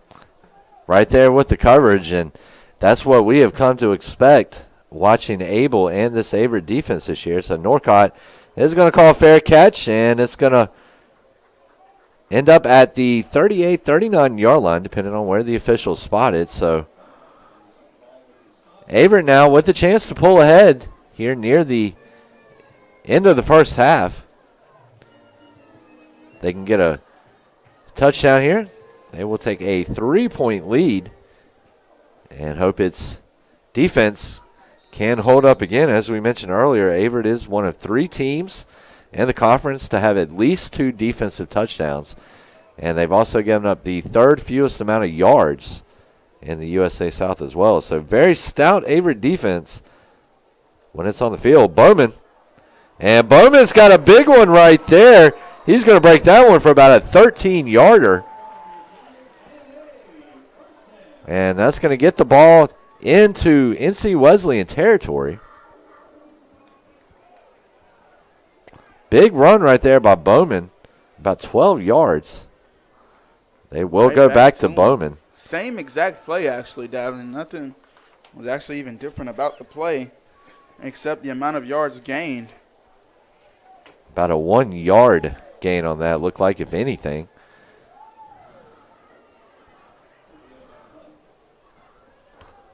Averett back on the line pretty quickly. Little out route that couldn't be hauled in. That was trying to run somewhat of a flood play. And flags on the field after the play has ended. And I wonder if tempers are starting to get a little flared up down there. Things are getting a little bit chippy. And Averett shoots itself in the foot again. Unsportsmanlike 15-yarder. And that's going to take the ball from Averett's or from NC Wesleyan's territory, put it back in the Cougars' territory. And it's also going to set up a 3rd and long. And Coach Adams is going to be a little livid about that one. And that is just a drive killer. That takes away all the momentum you had, even from the Bowman run of the last set of downs. And now you've got 3rd and 25 from the 36. So now you've got to almost for sure go deep with the ball if you want to try and pick up this first down. They try and draw the defense off sides. Doesn't work. And Eddie, do you maybe just call a timeout at this point, or do you just go ahead and run the play? You run the play.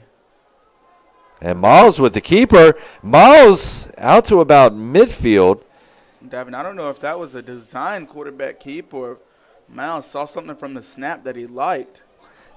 But it's 4th down.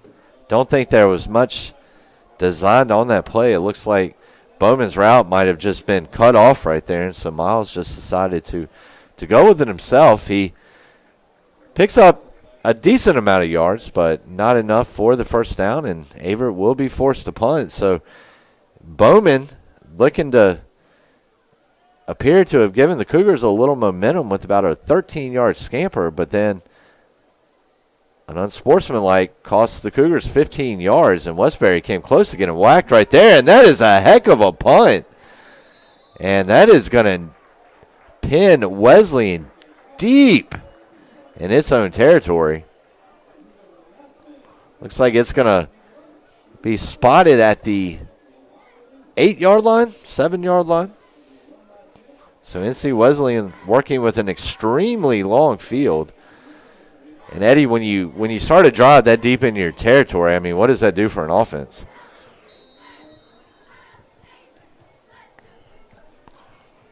So 5:52 remaining in this matchup, or excuse me, not in this matchup, in the first half.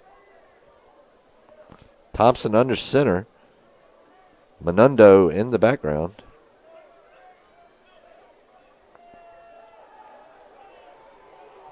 Thompson with the pass. He is going to hit number 2, Trayvon Roberts. Maybe 2 yards on that.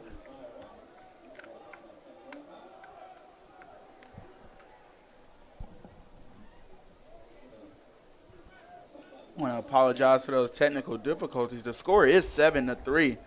Wesleyan out in front. Second quarter, 5:20 left in the half. Ball up on the 18. 2nd and 1. Menundo in the background, or excuse me, in the backfield again. And they go right to him with just 1 yard to gain. But we're going to have a penalty flag. We'll see who this goes against.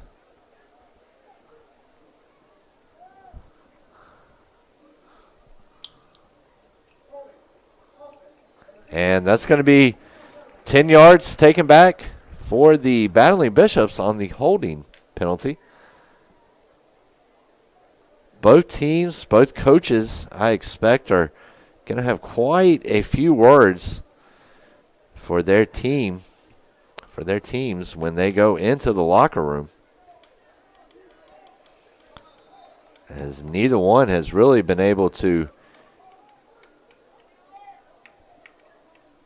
keep a strong mental hold on themselves so far.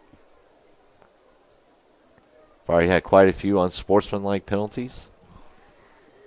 And, Eddie, those are the big ones, aren't they? Those 15-yarders are, I'm not going to say drive killers, but now the ball is on the 7, and again, you can get creative because the quarterback's heels are on the 1-yard line. Send an extra person after him. And again, another good ball from Brandon Thompson, showing his accuracy. And actually, the ball was dropped, so incomplete is the call. It actually bounced, and Lancaster was able to bring it in, but he trapped it. And, of course, as you know, Eddie, that is a incomplete pass.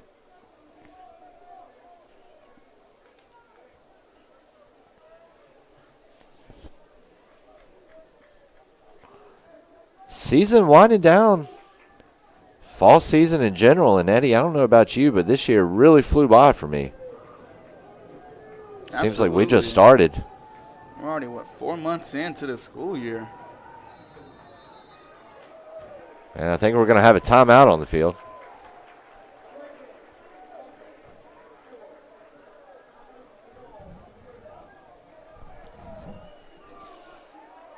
It's actually going to be a penalty. I believe that's going to be whistled against the Bishops. 3rd and 11. Man. Ball at the NC Wesleyan 7-yard line. Anytime they get momentum, it's always a penalty that shoots them in the foot, as you like to say. And now the quarterback's heels are no longer on the 1. They're in the end zone. And you have to be careful when you roll out in this territory to not run out the back of the end zone, as that is a safety. And a quick pass. And Davin, we were mentioning earlier how Brandon Thompson isn't the normal quarterback for this team. So with that being said, he doesn't have the chemistry with the starters. As we saw on that little hitch route, is all about timing. And he threw it a little bit, just a hair earlier than what the receiver was turning around for. And now the punter will punt out of the locker room area due to the bad field position. And we're going to see here. They've got Norcott back returning. Norcott's got some gas on him. And that is going to be about a 3 or 4 yard return. Ball down at the NC Wesleyan 26. So Averett, very favorable field position to start this drive.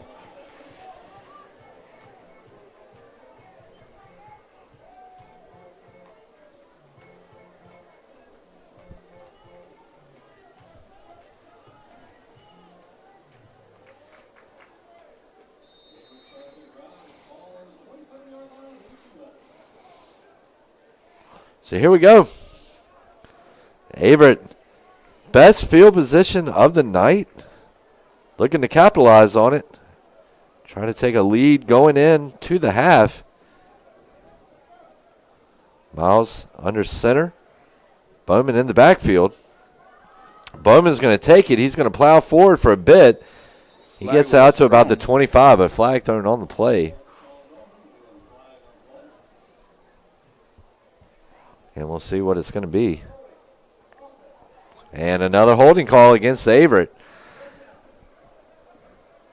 And something that Averett is going to have to get under control here. But really, a lot of these running plays, Eddie, they're being blown up by this NC Wesleyan front line, defensive line. And sometimes you got no other option. It's better than letting your star running back take a shot. And absolutely, but you've got to. You can't get those hands outside of the frame of that shoulder pass, because once jerseys start getting tugged, it's easier for a referee to pull that yellow flag out and throw it onto the turf. Ball back to Bowman. Bowman's going to bounce it outside and find some room in air. Oh, that's actually Bigelow. Excuse me. He's down to the 25, so 12-yard gain right there. And number 4 is hurt for the battling Bishops. He needs to lay on the ground. And that's going to be Trevor Campbell, the sophomore out of Lakeland, Florida, down. And I wish the best for him, because he got his helmet knocked off. He tried to stand back up and, tripped back to the ground. But I really wish the best for him because that is not something we like to see at all. No, and he is actually on his knees right now. And he's getting helped off the field. So he is walking off, not on his own accord. Well, now he's walking off on his own accord. And that's And always might good have just to caught see. his stinger, Eddie. Absolutely. Well, take him off to the sideline and make sure he's okay with everything possible before he comes back onto the field. Because it's not all worth just one game. Nevertheless, Averett 2nd and 7 on the 24-yard line after that pretty good run from Bigelow there. Bigelow will get the ball again. He's going to bounce it outside again. Almost the same thing as before. Out for a three-yard run.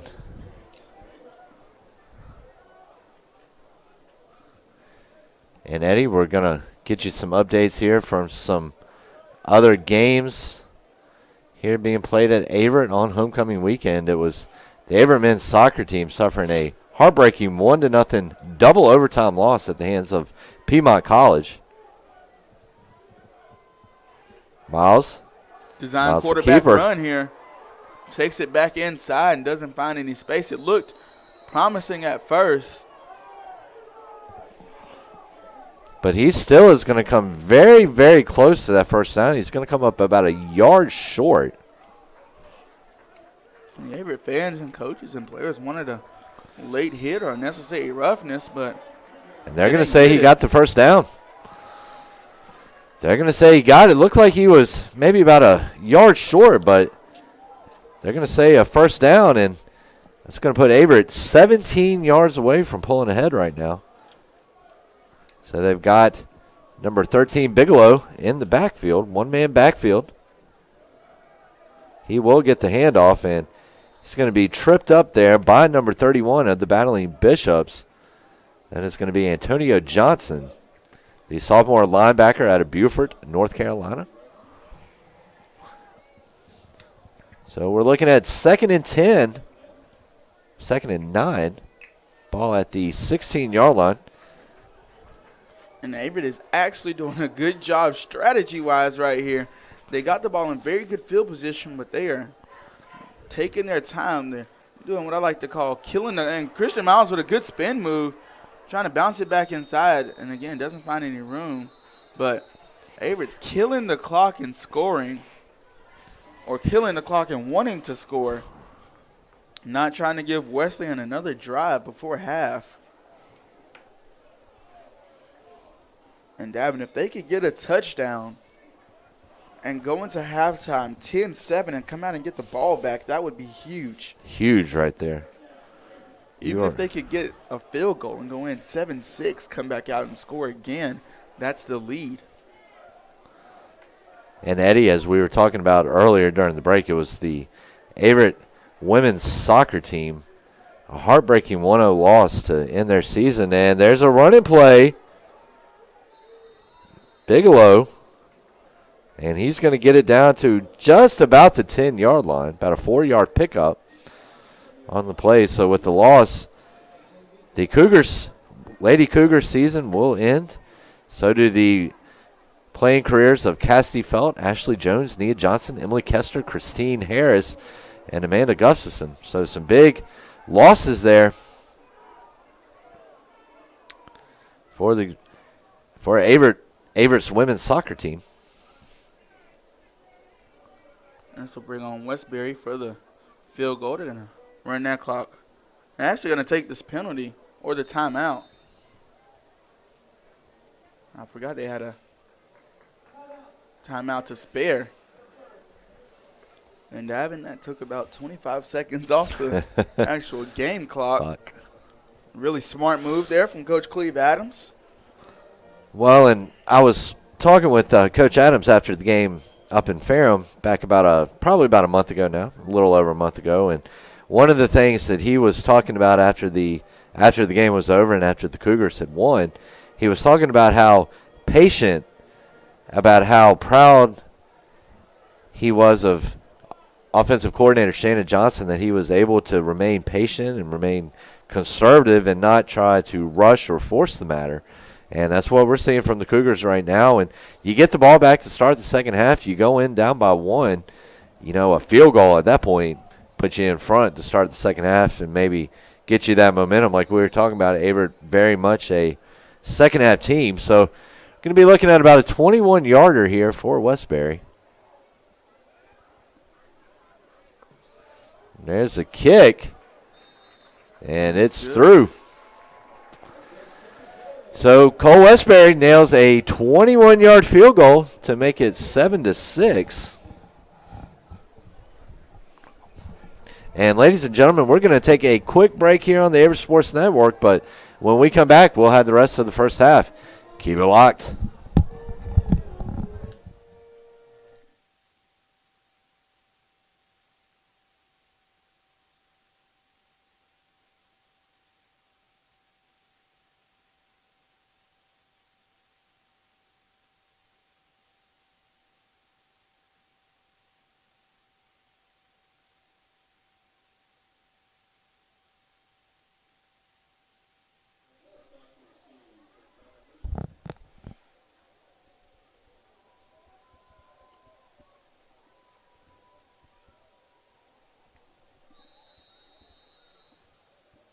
And after the very quick break, we're back here at Daly Field. Again, your score is 7-6. North Carolina Wesleyan will lead.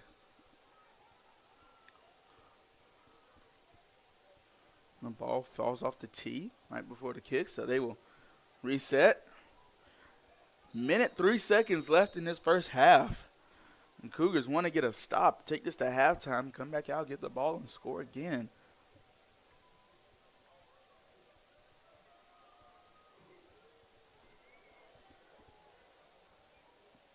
Ball will be caught and taken a knee in the end zone.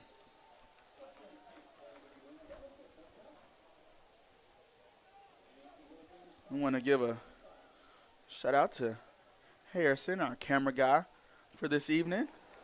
He's doing a great job on the camera. He is. Don't tell him we said that, though. We don't want it to go to his head. But we do appreciate his effort bringing you the picture for tonight's game. Making it a little bit easier on Eddie and myself. Eddie, I have broadcasted radio before where he had no video, and that can get very tricky. So there's a completion over the middle, and that's going to be a huge game. Actually, huge gain. Going to be broken out for a touchdown, Davin, pending no penalties, and there are none. And Davin, how about that? Trey Lancaster, 75-yard reception there from Thompson. The heartbreaker before halftime. I mean, you figured you go into half 7-6, but your defense comes out, and I guess they forget they actually have to play defense to take that lead to the half. But nevertheless, Averett will be left with just over 45 seconds to try and answer that. Because now. And looking back on that last drive for the Cougars, where they were deep in Tennessee Wesleyan territory, they had a chance to get to 7 points and to get themselves in front. And, you look at it now, and, of course, that is really a moot point, but at least you've got a tie ball game instead of – well, actually, no, excuse me. Wesleyan would still been ahead by 4 points, but at least it's a 4-point deficit, not an 8-point deficit. And now the Cougars have to get something to bring this ball game back. And that just takes all of your momentum that you built up to take to the locker room. That just takes it away. And now you have a completely different locker room conversation. Before that play, you go into the locker room and talk about how well you've played outside of letting one play up. And now you're talking about why are we giving up these big plays? Well, and Eddie, one thing that I've been around a lot in the locker room this season, and one thing that I've always heard Coach Adams preach about at just about after any game, no matter a win or a loss, is the fact of keeping yourself composed and keeping your head in the game and not not letting the outside factors affect you. And I think right now that's one thing that's definitely hurting Averett is they have racked up quite a few penalty yards and a couple of costly penalties there on that last drive that took away some pretty decent field position. So there's the kick. And they will keep it in bounds to force Averett to return. Norcott. The stiff arm. Norcott still on his feet. And he's going to be. Flags thrown. And Davin, this could change a lot of things because all Averett has to do is get in field goal position, which is just at the 40 for Westbury, to cut this deficit down at least a little bit before halftime. Well, you get it down to one score. You know, even a field goal at this point makes it a 14-9 game. You come out, you start the second half with the ball, you get a score, and you find yourself back in front. But we're going to have to see what this penalty is because, if anything, I think we – and it's a holding penalty for the Cougars, and that's going to take them from being on their own 38-yard line, putting them back to their own 28.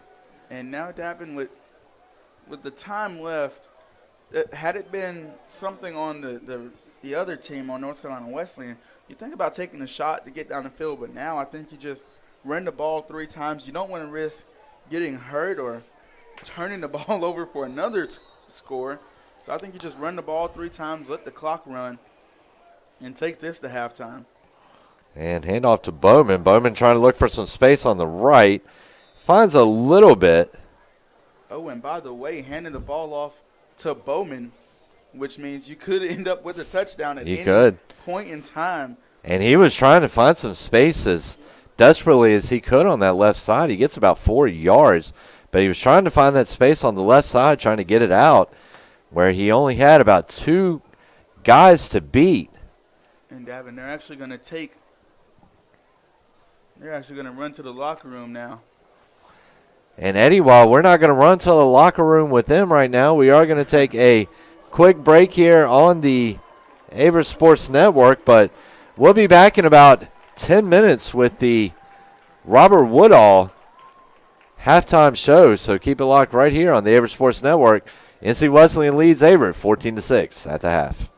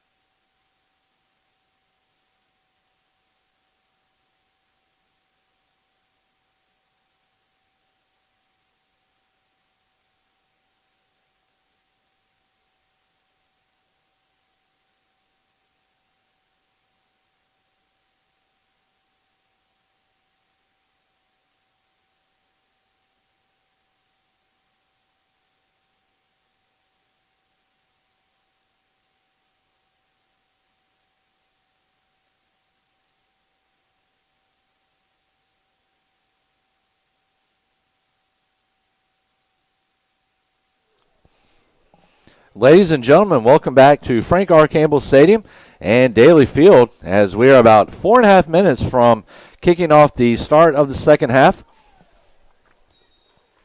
here in tonight's USA South Conference matchup between the battling Bishops of NC Wesleyan College and the Averett University Cougars. Right now, NC Wesleyan went into the break with a 14-6 lead. NC Wesleyan doing a great job of using its balanced attack to get the ball down the field and confuse the Averett defense, doing a great job of switching up schemes and switching up formation. And right now, the battling Bishops have found themselves in quite a few situations with the Cougars really, really on their heels. So we'll see if they can't correct that in the second half. And we're going to take a look here at some stats here on the URW halftime show. Both teams right now, even in the first down battle, each was 6. Right now, Averett winning the ground battle. They have 118 yards on 26 carries. Meanwhile, NC Wesleyan, 15 carries for 50 yards. NC Wesleyan, though, absolutely dominating through the air as they have 122 yards on 6 completions. Meanwhile, Averett just with 9 yards through the air. And right now, NC Wesleyan on 28 plays, 172 total yards. Meanwhile, Averett coming in with 127 yards on 31 total plays. So right now, Trey Lancaster is the leading receiver for the Battling Bishops. He comes in here and just needed one catch to achieve that feat. He has one catch for 23 yards. Also, Adrian Manondo, has 7 receptions for 18 yards and a TD. Darian Curley, 4 catches, 15 yards. And also Brandon Thompson has 2 catches for 7 yards. Meanwhile, Danielle Totten, 4 of 7 when he's been in the game, 109 yards, 1 TD. Meanwhile, Brandon Thompson comes in 2 for 5, 13 yards. And right now it has been Trey Lancaster all the way for the Bishops on the receiving end, too, as he has put in 2 catches for 86 yards. So Lancaster right now with 109 total yards of offense for the NC Wesleyan offense. Right now, Sean Bowman is the leading rusher for the Cougars. He has 53 yards on 11 carries. Christian Miles, 7 carries, 41 yards. Delquan Bigelow, 4 rushes, 19 yards. Meanwhile, Denarius Hilton, 4 rushes for 9 yards. And we're going to take a look here. Miles Davis has caught the Cougars' lone pass for 9 yards. Meanwhile, defensive end, Antonio Johnson, 6 tackles, 6 unassisted tackles, 3 assisted tackles for a total of 9. Anthony Janezik, 4 total tackles. Meanwhile, Chris Lawrence and Mordecai Charles, each with 3 tackles as well. Meanwhile, for the Cougars, Dejon Brooks, right now coming in. He has 5 total tackles. Kevin Norcott and A.J. Cheeks, each with 3. And Don Warren with a pair of tackles as well. So we're going to take a look here at the scoring summary. It was NC Wesleyan starting things off as Manondo found the end zone from 1 yard out to make it 7-0 halfway through the first quarter. A pair of field goals from Cole Westbury, one from 34 yards out and the other from 28 yards out, made it a 7-6 game. And then, of course, Trey Lancaster catching the 75-yard bomb from Totten that led us to our current score. So I'm joined again here by Eddie Glenn Jr. Eddie, we've gotten our break. We've had some time to regroup, kind of take a few seconds off the voice, and now we're just about ready to resume action here. Got about 24 ticks left before the start of the second half. And, Eddie, what are some of your thoughts on this game so far?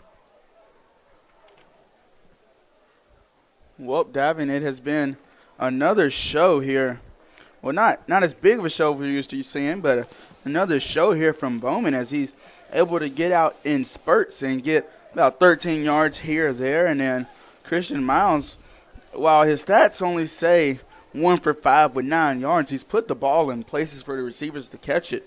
Just a couple of drops have allowed them to not be able to move down the field as fluently as they would like. Again, Dejon Brooks leading the team in tackles as usual in that first half with 5 tackles again. He's all over the field, and really athletic linebacker, able to play sideline to sideline. On the Wesleyan side, passing-wise, Brandon Thompson coming into the game with 2 for 5, 13 yards, and able to really orchestrate this team well. And then Danielle Totten, 4 for 7, 109, that long 75-yard pass at the end of the first half with just under a minute to go. Really created separation with this lead, put it out 14-6. And receiving-wise, Trey Lancaster able to haul in that 75-yarder. Darian Curley has a trio of catches for 27 yards. So, again, what we expected out of both teams. Wesleyan's leading rusher has 23 yards. Ours has 54. So we expected their passing to outweigh ours and our rushing to outweigh theirs, and that has held true so far. Both defenses playing well, though.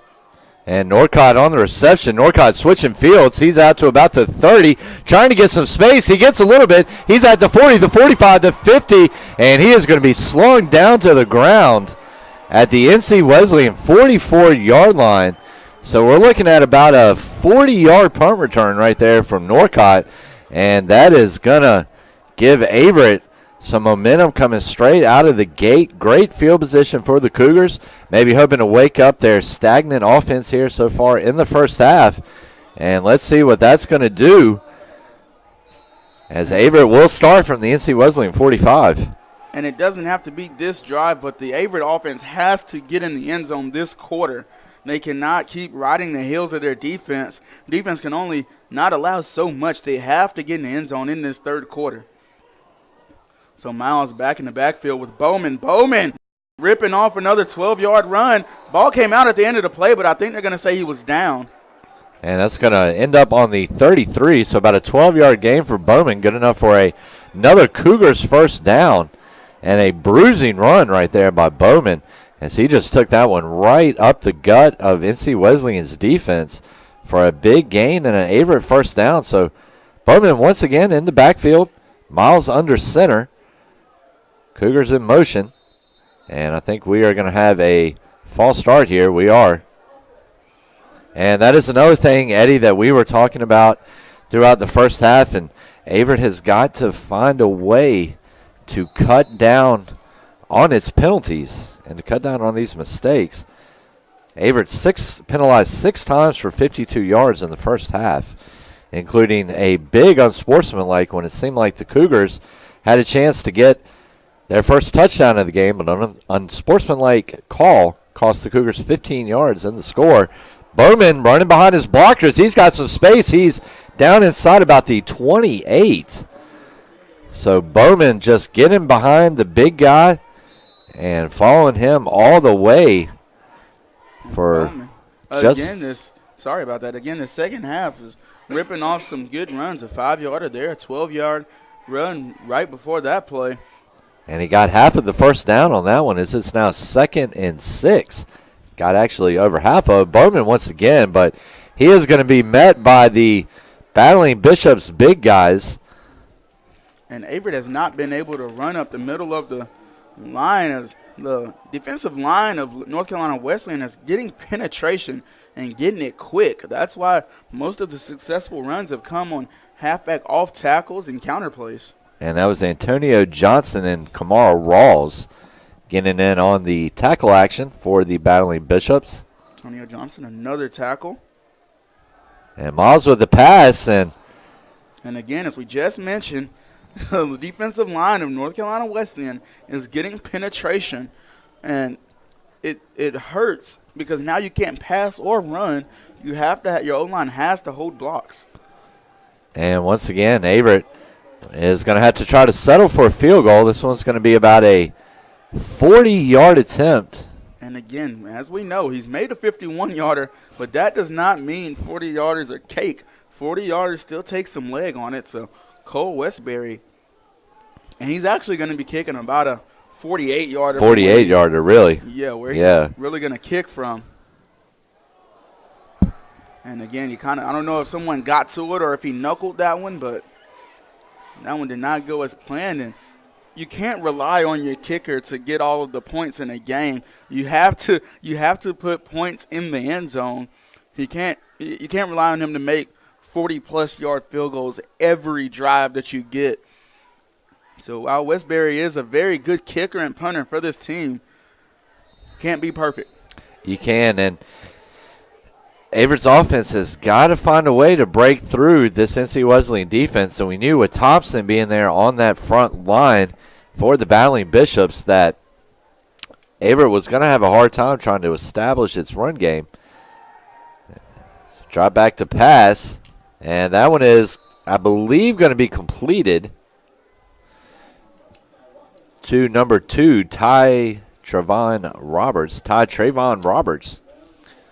And it's going to bring up second down and short from the what appears to be the 39-yard line. So we were talking about at the halftime show that right now NC Wesleyan doing a good job of using a balanced attack. And something Averett is lacking in a little bit right now, and it's been part of its downfall so far tonight. So there's the big guy taking it up the middle. He's going to have the first down and then some. And again, on that last play, Averett was showing almost a cover 0 look, bringing Norcott up to linebacker level. And again, that leaves Abel and Cope on islands on the outside. While they are good corners, we've seen that today. They're good corners. It's just hard to play on an island by yourself. It is. And when you're going up against the other team's best, and, you know, as you said, Eddie, your last guy's defense, not exactly the best in man-on-man coverage in open field. And there's another run from the Battling Bishops fullback, Menando, but he is going to be stopped for what looks like to be maybe a loss of a yard, maybe half yard. Big group subs here. You get fresh legs on that defensive line, which is always smart. Menando's such a big guy, such a tough force to bring down there, Eddie, as we were talking about earlier, 254 pounds. And here we go. 2nd and 11. Hitch route will pick up 5-ish yards. That was Trey Lancaster on the reception, on the pass from Totten. It's going to make it 3rd and long, 3rd and 11. Eddie, you know we like our catchphrases here. It's actually going to make it 3rd and 6. Eddie, you know we like our catchphrases on Averett Sports Network. And I heard one today watching the Duke and Pitt game, and the announcer actually said 3rd and Monday on a 3rd and long. So I like that right there. I think maybe better 3rd and Wednesday, since Wednesday is usually the toughest day to get through. Menando in the backfield, but it's going to be Totten passing. He's going to face a rush, and he is brought down to the turf by number 53, James Counts. James Counts, the transfer student in, bullied his O-lineman and got to the quarterback. And James Counts, if you look at him when he walks around on campus, James Counts is a big guy. And James Counts, if he's not in the classroom, he's in the weight room. James Counts is a big fellow, and he just showed that against whoever was blocking him. He did, and that was some ferocious defense right there from the Cougars. And it's going to force a punting situation for the Battling Bishops. And, Eddie, we've talked about it quite a bit during this season. Averett's defensive line, probably one of the most talented, most experienced groups in quite a while, and that is going to take an Averett bounce. That punt will take an Averett bounce at about the 31-yard line. And so Averett will take over on its own 31, needing a touchdown and a 2-point conversion to tie things up. But, Eddie, at this point, I don't expect a 2-point conversion coming if Adams and his offense are able to find the end zone. At this point, you're down by 1 point. What's the use? I would not by any means go for a 2-pointer, because if you don't get it, now you're down by an unnecessary amount. Just kick the field goal, get your point, and play defense. And again, if you look, North Carolina Wesleyan is almost begging Averett to throw the ball. Their one safety is hanging over, and he's almost at linebacker depth. And Bigelow in motion, looked like they were thinking screen there. Miles is going to keep it. and he is going to get down to about the 43-yard line. So a run that's good enough for a first down, 12 yards. Not a bad idea there from Shannon Johnson. Looked like they had Miles in motion to set up the screenplay. And if I'm Averett, this is 1st and 10 with enough room. I'd take a shot down the field. You've not tested the secondary as much as you needed to. I would take a shot down the field. And you've got Bennett down there who is more than capable of making a big catch. Bad snap. Miles having trouble getting his hands on it, and that's going to result in about a 13-yard loss for the Cougars. So a low snap. Miles unable to corral it in.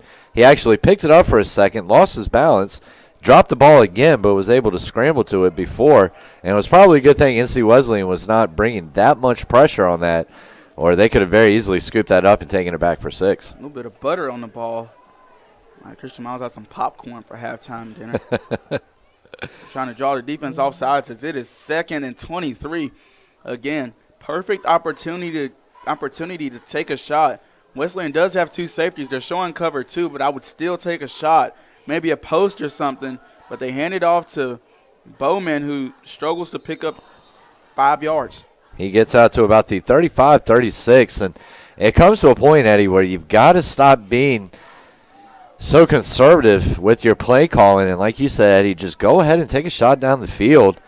And if anything, it might work as a long punt, even if it is intercepted. And, you still put the Battling Bishops deep in their own territory. And, well, Davin, there's reasons that me and you are not college football coaches, so there's got to be a method to this madness. So Miles outside. That pass was intended for number 85, Jeremiah Smith, the junior tight end out of Aldie, Virginia, John Champ High School. And, Eddie, John Champ, perennial powerhouses when it comes to football, high school football in Virginia. The local high school here in Danville ended up getting eliminated, I believe, the last 2 years by John Champ. Very, very talented group of guys coming from that Northern Virginia area. This will bring on a Westbury punt. End over end, it flies. A fair catch was not called, so the return man gets tattooed. And that was number 43, Bradley Jefferson, coming through with the bruising hit. Jefferson standing in at 5'7", 151. Prototypical size for your cornerback. Maybe like him to be maybe another 2 inches taller, but as far as height and weight, he's right around the prototypical size for a defensive end. 7:41 remaining here in the third quarter. 14-6 is your score in favor of the Battling Bishops. Menando, and he's out to about the 35, give or take 3 yards on that rush. So Menando coming in to this game, not the Battling Bishops leading rusher, but he did have 75 yards and 2 scores on 15 carries last year against the Cougars. And he's putting up some pretty good numbers here tonight so far as he went into the half with 18 rushing yards. But for a guy his size, he's not going to break off 30-yard runs very often. So Menando trying to get out of it right here. He will get back to the line of scrimmage before being brought down by A.J. Cheeks and Nathanael Lake. Getting in on the tag team action there. Whoop, there it is, Eddie. And it is a third down situation now for the Battling Bishops. And let's give credit to Coach Tristan Burnett. His defense is, outside of the 175-yard breakaway pass route at the end of the half there, his defense is playing very well, holding this Wesleyan team to very minimal, if anything. Drop back to pass, taking a shot down the field. Receiver gets separation and laying out for the pass breakup. Number 20, Justin Culp. And Eddie, we've been calling his name a lot here tonight. The pass was intended. Trying to get the number here. I believe it was number 7 for the Battling Bishops. Actually, number 17 for the Battling Bishops. That is Brandon Leak. And the Battling Bishops will have to punt. Norcott back to receive at about the Averett 32-yard line. And let's see what we can get going here. Averett getting in there, almost blocking that one. Norcott will field it. He's got a little bit of space trying to make it a little bit wider, unable to, but he's still out to the Averett 38, so not terrible field position for Averett to start this drive. And I want to point out that the speed of these North Carolina Wesleyan receivers is almost unreal. But, again, let's give credit to the defensive coach, Coach Burnett, and Coach Adams, who is a defensive backs coach, getting these guys right, because speed kills, but form will always win. And these corners are killing it with their form and fundamentals. So Averett's offense on the field, again, got to get something going here. Motion their running back left. Christian Miles design run right. And he will pick up about 7 or 8. Not a bad run right there from Miles. And Miles doing a good job right there as Averett had the screen set up out on the right side. Little quick spin move there by Miles, and he works it out to the left side. So not a bad play right there for the Cougars, and it's going to get them 7 yards closer to the end zone. 2nd and 3, ball on the Averett 44. Bowman in the backfield. Bowman meets a wall of defense, but he's going to switch directions. He's into the open field, and he's down to about the 41. So you're looking at a gain about 15, and we were calling Bowman the old 97 earlier. He smacks into NC Wesleyan's first level of defense and then says, you know what, I'm going to keep my eyes open, sees the right side, and takes it, and he's off to the races for a 15-yard gain and an Averett first down. And they draw him off sides, or a false start, rather. So you take that shot, and this penalty will be declined, Davin. And that's over to Miles Bennett down to about the 18. 23-yard pass from Miles. And that is a huge turn of events here for the Cougars as they are now knocking on the door. 1st and 10 on the NC Wesleyan 17. And Eddie, we've seen a little bit more creative play calling here from offensive coordinator Shannon Johnson on this drive, and it's worked out for him so far. Absolutely, and again, one safety back, so you can expect the Sean Bowman run, but you could always try that safety. You could try the opposite side of the field. And they are going to try the opposite side, but just through the air. The discipline of Sean Bowman, able to hit that hole, even though it wasn't the most grass on the field. He hit the hole and got 3 yards. And that's really what makes a good running back, is even when it doesn't look like anything is there, take the ball where it's designed to go, and you will get your yards. And that's why Bowman is 2nd in yards and 2nd in touchdowns all time here at Averett. And he is going to end up breaking those records, of course, before he leaves Averett, as he does have another year of eligibility. So Bowman taking the run this time. He's going to take it right up the middle down to about the 11-yard line, gain of 4. And, Eddie, right now, if you're Averett, you maybe try a little short play action pass, or maybe line up your offensive line on one side of the field and try a little screen play if you're Averett. I could expect some trickery here unless – I don't know why they would, but unless they just want to run the ball more time, get a couple yards, and take a Westbury field goal. Play action, like you said, and I believe that's Bennett. It is Bennett. And that gets it down to the 6. Enough for another Averett first down, and not only first down, but 1st and goal. And, Eddie, we've had a couple of plays here where we've had a couple of times here this year where we seem to be in Shannon Johnson's mind with his play calls, and we were in his mind on that one apparently. Absolutely. And now the Cougars within 5 yards of being able to punch it in. Bowman got wrapped up. The penalty flag comes in. And another bad snap there on the play for the Cougars, and Miles did a great job of recovering that one. looking and finding Bowman and being able to make a little something happen. We're going to see what the penalty is, though. The referees are discussing it right now. And we're going to see exactly what it is. And here's the call. Looks like we might have a holding. Nope, we're going to have a block below the waist, block in the back. And that is a humongous penalty right there for the Cougars. 15 yards. And that's going to take them from 1st and goal to 1st and Monday. So 1st and 20 from the Averett 20, or excuse me, from the NC Wesleyan 20. And now, Eddie, I think if I'm Coach Shannon Johnson, I'm just going to try to take a shot at the end zone and see if I can't catch NC Wesleyan sleeping. Expect something across the middle here. Little slant route, post route. And there it is. And back inside the 10 we go.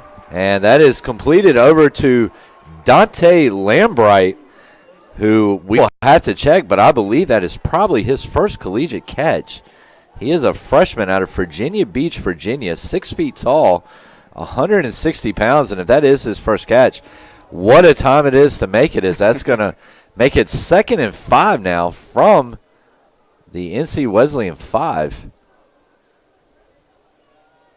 2 minutes remaining in the third quarter. And it's actually going to make it 2nd and 9. So Bowman once again on the handoff, and he's going to get down to about the 6, about a 3-yard run. So Davin, 3rd down. I'm going to try another slant crosser. Try a little fork route. Send a corner and a post with each other. Throw it to the open route. If they catch it, it's a touchdown. If they don't, we send Westbury on the field to try and make a field goal and bring it into a one-possession game. And you're absolutely right, Eddie. No need to try to go for the score here if you end up in a 4th down situation. And it's power football time here. Miles rolling out. He is going to have number 88, Cameron Brown, the freshman tight end. But to Brown's credit, he had to make that catch moving.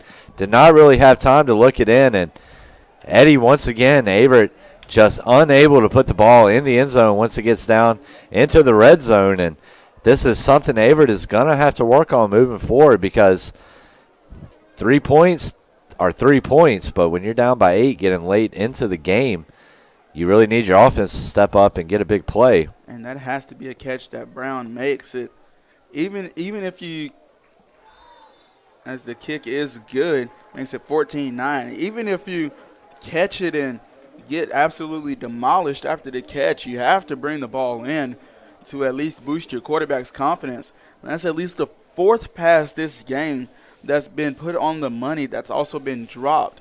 And as a quarterback, you start to think, what more can I do? Yeah. You almost kind of in a way start thinking about maybe some stick'em. And, of course, we do not endorse that here on the Averett Sports Network. It was a bad joke.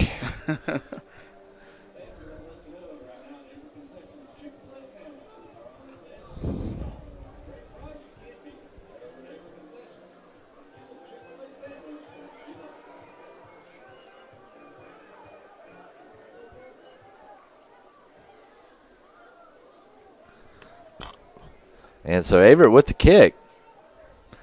They now trail by 5. This is the closest the Cougars have been to the battling Bishops. And actually, I take that back. It was actually a 4-point game at one point. And so here's the kick. NC Wesleyan is going to field that one at about the 2. And what looked like a promising return there from the Bishops. From the Bishops, number 3, DeAndre Gills, is stopped dead in the tracks by the number of Nicholas Mintz, the freshman linebacker out of Burlington, North Carolina. And so NC Wesleyan will take over 1st down and 10 on its own 20-yard line. Nicholas Mintz, the freshman, special teams star, won Special Teams Player of the Week. Playing the boomstick, as he likes to say. And NC Wesleyan in a bunch set right now. Menando, and he's out for about a gain of 6, give or take. So that's going to set up a 2nd and 4 situation. 48 seconds remaining here in the third quarter. 14-6 NC Wesleyan.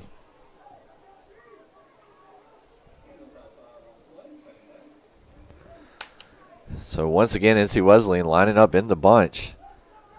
7, actually count them, 6 men up front right now. Menando, and he's out for about another 3. So that will set up a 3rd and short situation.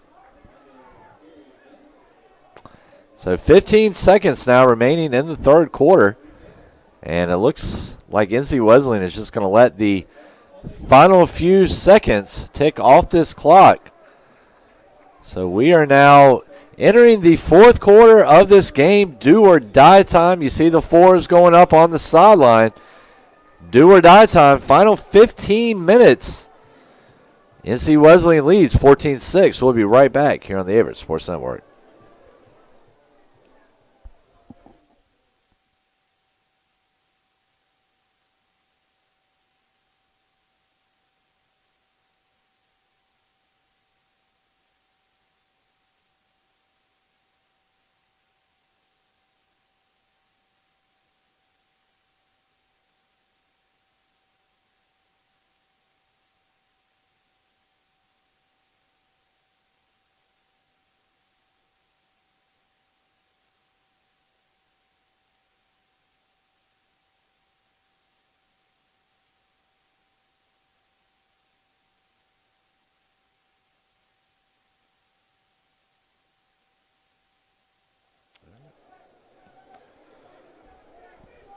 And ladies and gentlemen, we are back here at the start of the fourth quarter. NC Wesleyan in front 14-9 as they will take over after the Averett field goal. They will still have the ball. Menando, and he is going nowhere and nowhere fast as he is going to be pushed back by the big buffet guy, number 53, James Counts. And Eddie, we're looking here in Blackstone, Virginia. And Eddie, I've been around high school football in Virginia a very long time, and Blackstone is always very tough football up there, a lot of tough defense, and it's been a great one so far. So, and NC Wesleyan is going to have to punt. And so we've got number 5. I believe it's going to be TJ Gist. And Averett's going to take over at about the 32. So it's going to be 1st and 10 for NC Wesleyan on the Battling Bishops 32-yard line. And Averett again is going to have to get some more points. And again, a field goal brings it to a one-possession game. A touchdown will give you the lead. And smart play calling to take the field goals when necessary and not go for it, because it puts you in a situation to where you can win this game with field goals. You can win this game off the foot of Westbury. Not always the game plan, but it is possible. So Bowman on the run. He's going to try to find some space on the right side. He does. That's about a gain of 8 for Sean Bowman. So looks like this game is going to be decided in the fourth quarter. It's going to be decided in the trenches. And if they want to win off the foot of Westbury, they're going to have to move the ball quicker, because that's 2 field goals. And another low snap, recovered nicely by Miles. Bowman, he's going to break through. Bowman doing his best impression of a pair of scissors right there as he just cuts through that line. And that's going to be enough for an Averett first down. Get the chain gang moving again. 1st and 10 now on the Averett 46-yard line. Averett looking to get the keys in the ignition. They are warming up the car right now And let's see if the Cougars can finally find the end zone. So Bowman with the handoff. He's going to look for some space on the right side. Nothing going, maybe about a yard. If he's lucky, might have just barely gotten back to the line of scrimmage. So, Eddie, right now in this situation, if you're Averett, say you get the ball down the field, you get a score, do you try to go for the 2 points to make it a one-possession game, or do you just put the game in the hands of your defense, which has performed very, very well tonight? You leave it in the hands of the defense. There's still a ton of football to be played. No need to be risky with 12 minutes left. Not at this moment in time. So Bennett in motion to the right side, moving over to the slot. And we're going to have a flag here. And false start on Averett. And that's going to move the Cougars back another 5 yards. And Davin, at least I haven't seen Trevor Campbell, number 4, the defensive back that was injured earlier on in the game. I haven't seen him come back on the field. Hope everything's okay with him. We send our best wishes and prayers to him. We do, and football, unfortunately, is a very brutal game. And we do, Eddie, you said it best. Wishes and prayers go out for a speedy recovery. So Miles back to pass. And I think that was picked off. It was, as it was number 7, Eddie Graham. And, Eddie, we were talking about Graham before the start of today's game. He comes in here leading the team in interceptions with 4, and he just now comes down with his 5th. Very heads-up play there by Graham, and coverage, keeping his eyes on the ball and the man, and his man at the same time. And NC Wesleyan now will take over on its own 41-yard line, working with a very short field. And Averett not really able – they can't afford to lose too many more drives like that. As North Carolina Wesleyan getting to the line quick, trying to catch Averett off guard. Play action, bootleg, way down the field. He has his man beat. And Tyreke Abel actually almost comes up with the interception as the speed of the receivers are almost outrunning the range of the quarterback. And that's a lot what we have seen on really both sides of the ball here tonight. Neither quarterback really finding the most comfortable rhythm so far. Totten had his man downfield there. And if that's a catch, that's one-on-one coverage right there. And that's a back-breaking touchdown right there for Wesleyan, possibly even being the one that ended up being the difference. But luckily for Averett, they don't have to worry about that right now. But Totten once again back to pass. And actually, Menundo, he's going to take that for a couple of ticks.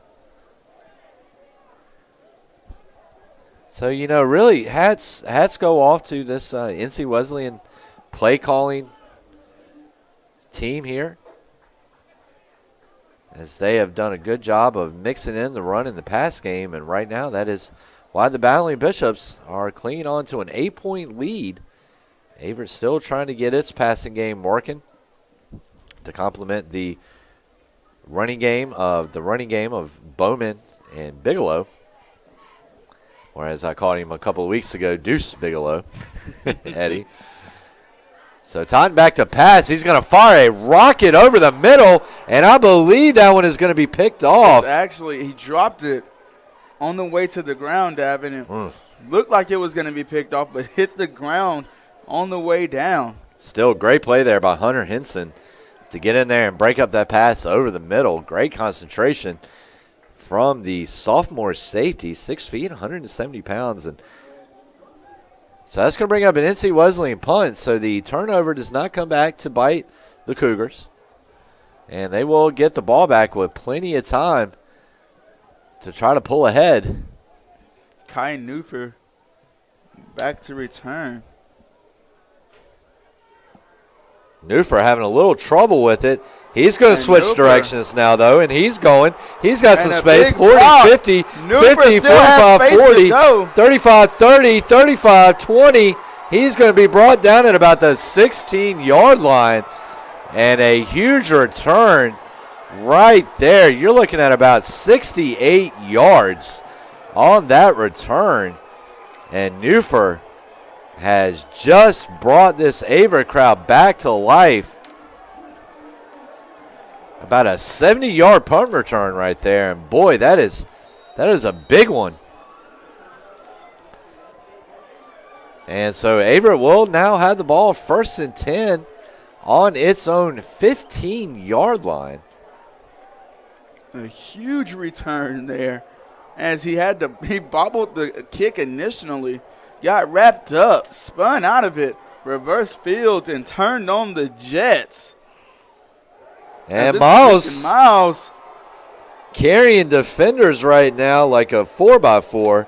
Rumbling, bumbling, tumbling his way down the field is Christian Miles. And it's good enough for a first down, 1st and goal situation. Averett now 5 yards away from taking its first lead of the game. And sidelines trying to get everybody here at Frank R. Campbell Stadium pumped up. Listen, everybody is on their feet and everybody is cheering. If you look in the crowd, everyone is on their feet cheering on this team, trying to punch it in the end zone. And Bowman in the backfield, kind of surprised to see him back there. But when you can run like that, run in between the tackles and take it up the gut, why not get the ball? I hope that no one around North Campus is trying to sleep right now, because they're not going to be able to do it. This crowd is loud and intense as Bowman punches it into the end zone, 14-12 now. And actually, Davin, they're going for 2. And it's actually 15-14, Eddie. Oh, 15-14. Excuse me. It's okay. It happens to the best of us, which we are the best. So we're very modest too, aren't we, Eddie? Yes, we are, and we all make mistakes, and it's just very rare that I ever make a mistake. So.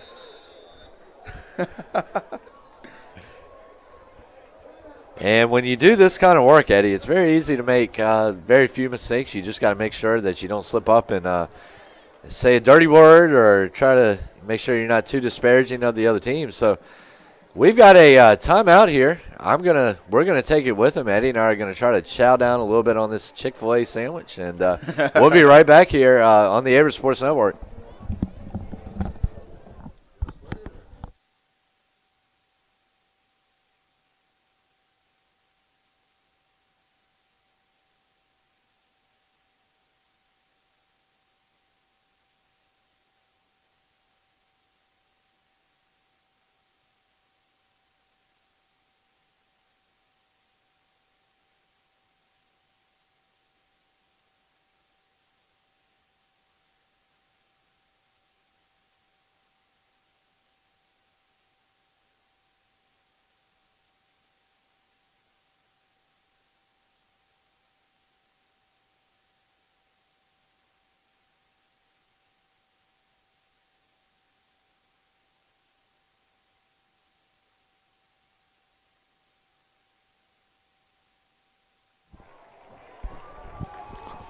And here we go. We are back. It looks like Averett is going to go for the 2-point conversion, try to stretch it to a 3-point lead. And I'm not sure who. That's Hilton. Hilton had the ball, but take a direct snap and will not get it in. So the score will remain 15-14. The touchdown comes off of the momentum of Kai Newfer. The big-time return, almost in the end zone, but nevertheless, the big-time return, getting it all the way down to the 5. Well, he had Bowman and Miles punching it in to finish it off. And he had about 70 yards on that return.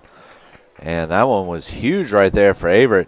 And that was the 3rd time they have been down into the red zone at least tonight, and first time able to punch it in.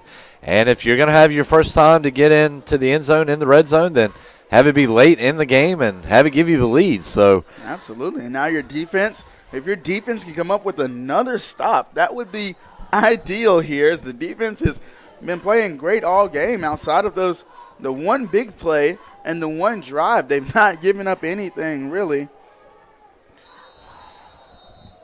And ladies and gentlemen, if you have been here with us all night, you know we have had an absolute thriller of a game.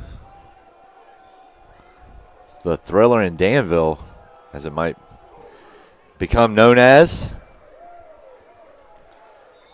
one of my heroes, Eddie. I don't have that many as far as sports go, because when you're in this line of work, you meet a lot of people, you meet a lot of athletes, and you meet a lot of people who you might have looked up to when you were younger, but sometimes you find out that they're not quite as nice and friendly and everything as you think they are, and so you don't want to be too disappointed. Plus, you have to maintain some kind of professionality, or professionalism. God, that was a terrible word. I'm sorry, Eddie.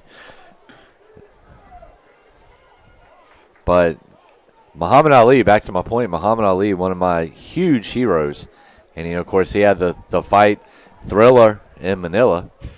And so I guess we can dub this one Thriller in Danville. Doesn't have the same ring to it, but so Totten drops back to pass. He's going to change his mind, rolling out of the pocket. He's going to get rid of that one.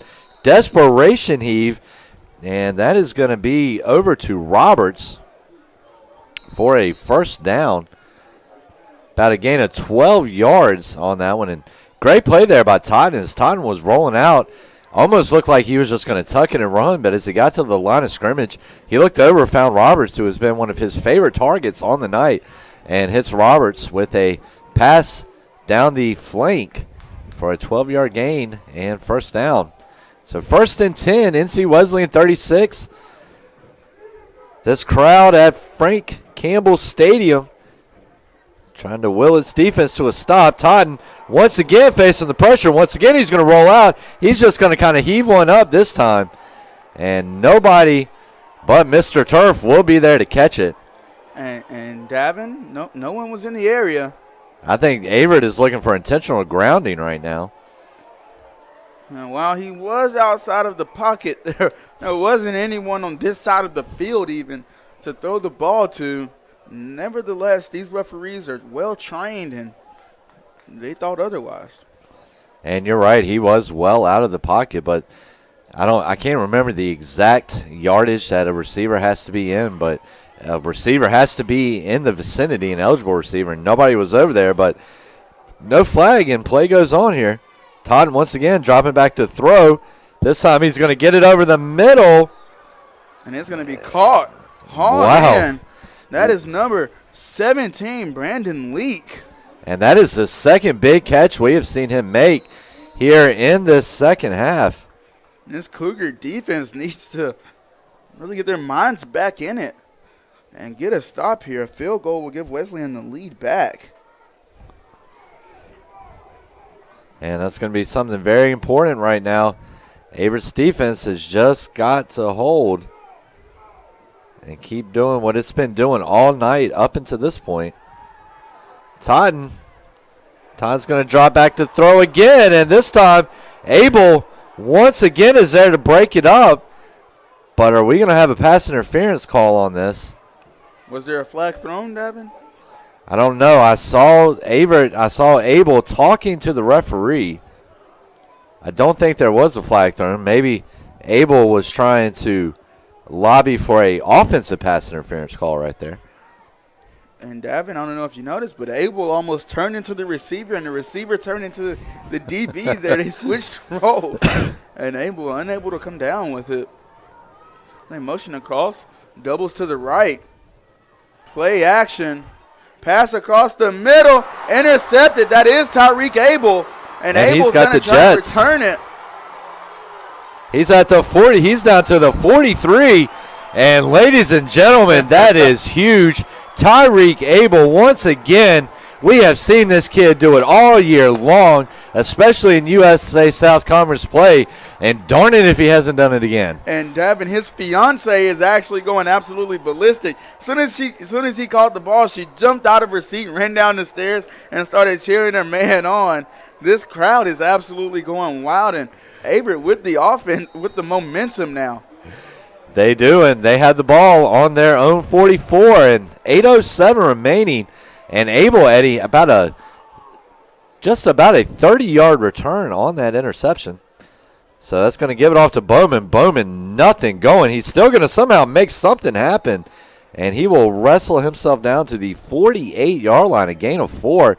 And so, Eddie, we were talking about, during the first half, when Averett was a little lackluster coming out, we said that Averett was much more of a second-half team, and they've come out here and proved us right here so far in the second half. Still a whole lot of time to play, though, so NC Wesleyan has a lot of different weapons in its arsenal that it can go to that Averett will have to watch out for. So there's the pass, and intended for Bennett, incomplete.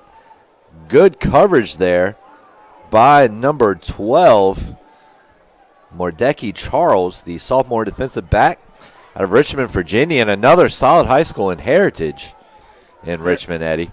Heritage is a very good high school. Known for having a good football team year after year. Miles back with Bowman, 3rd and 10. Play action.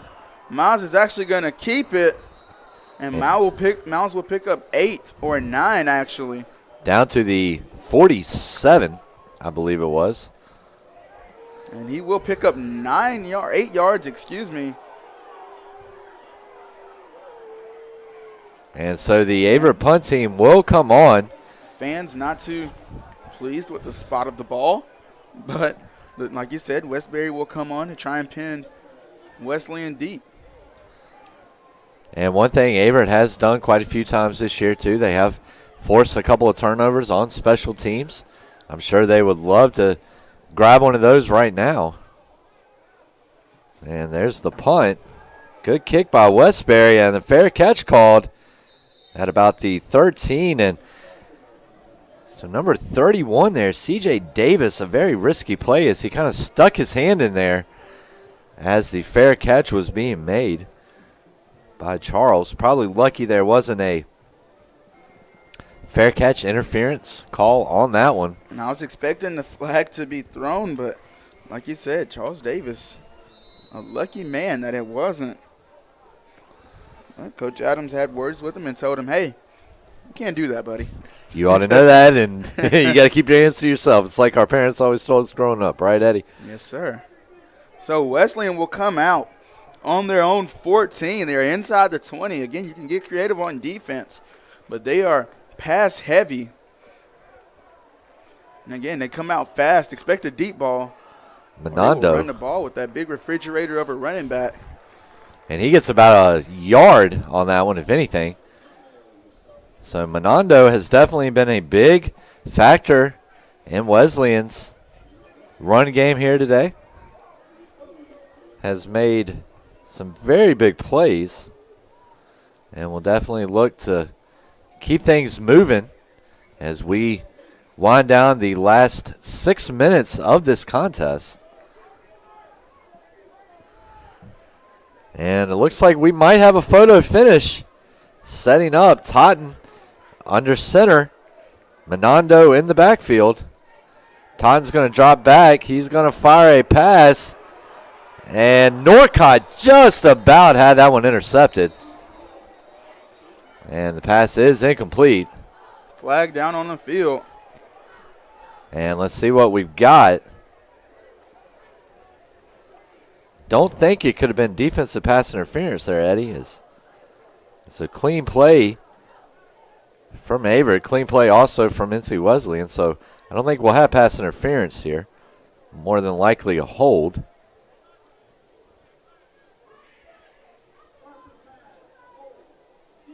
And that's exactly what we're going to have. We're going to have a hold. And that's going to give the Battling Bishops a free 10 yards and get them up to the 26-yard line. And Averett just cannot prevent from shooting itself in the foot with these penalties. And that is something I know that Coach Adams is going to be livid about come at the end of this game. Wesleyan now setting up 1st and 10. Like you said, ball on the 26-yard line. Motion across. Goes back to the slot. Handoff, reverse. Looked like he was setting up for a pass, but instead he will bounce it to the outside and get what he can. And gets about 4 yards. Not a bad run, about getting half of the first down yardage right there. So Averett right now, Eddie, 10 penalties for 146 yards. You look at NC Wesleyan, they have 4 penalties for just 28 yards. 136 yards worth of penalties is it's unacceptable, and it will be addressed in all of the team meetings because those are drive killers. That's an entire football field, a half, and some, and you cannot have that. And with the 10 penalties and 146 yards, that's going to put them at just about 4 yards of penalty. So another factor that definitely hurts. And there's a run, and that's going to be the big guy, Menando, out to the 40. So enough for another NC Wesleyan first down. And we'll see here. Averett's defense starting to bend a little bit. They do have a saying, though, iron sharpens iron. And that is something that head coach Cleve Adams will definitely be telling his team right now, along with defensive coordinator Tristan Burnett. 4.5 ticks or 4.5 minutes remain here in this contest. Trying to truck his way forward. The defense would not allow it. Menando about a yard, if anything, right there.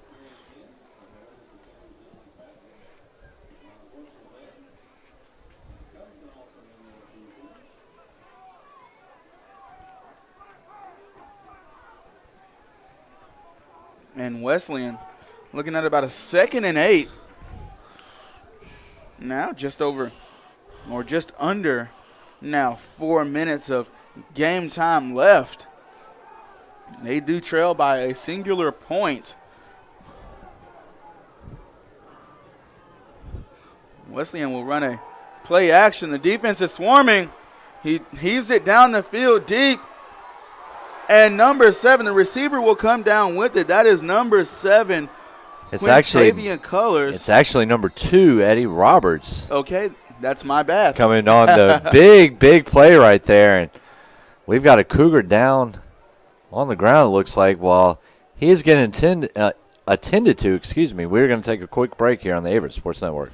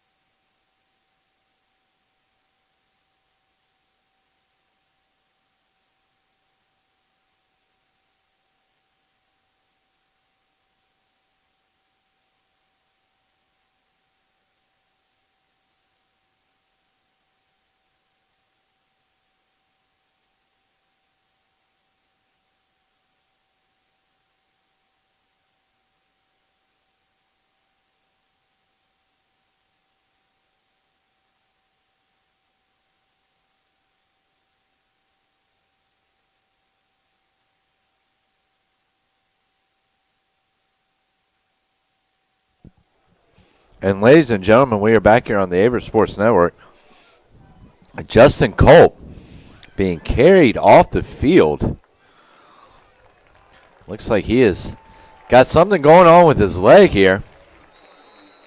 And wish Culp the best. A great game being played here by Culp.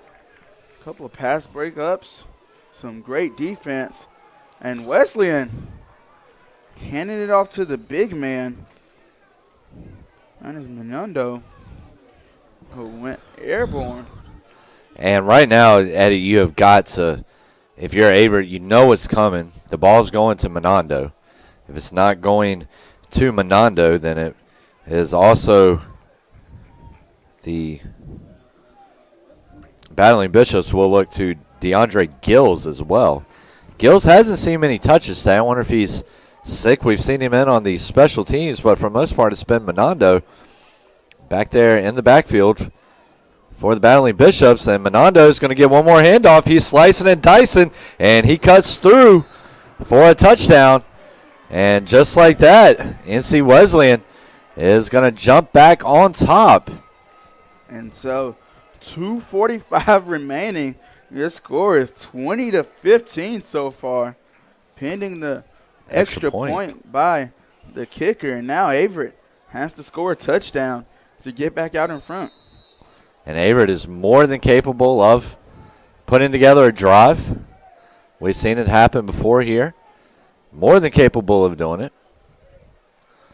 And we just hope they can come through and be able to get it here. And there's the extra point. So Menando, they will be giving him quite a bit of love here tonight in Danville.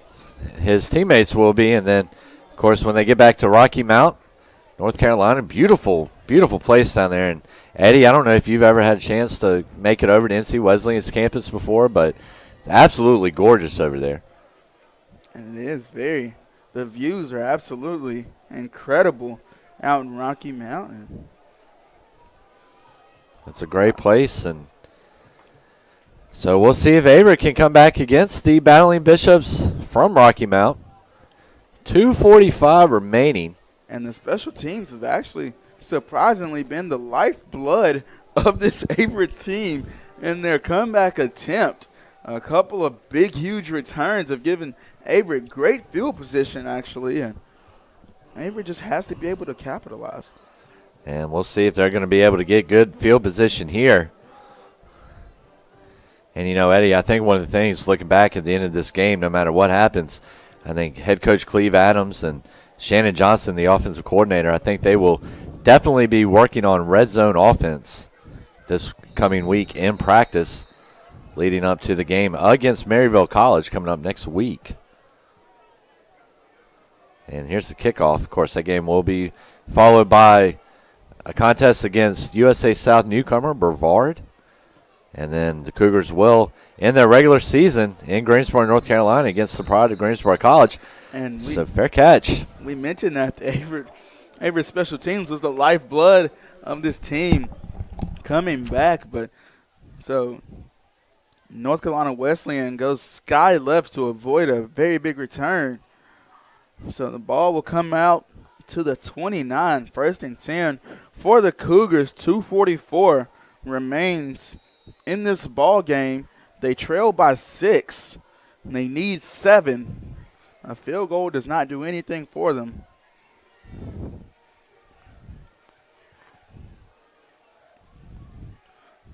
Miles in the backfield with Bowman. And they hand it off to Bowman. And he will pick up about 5.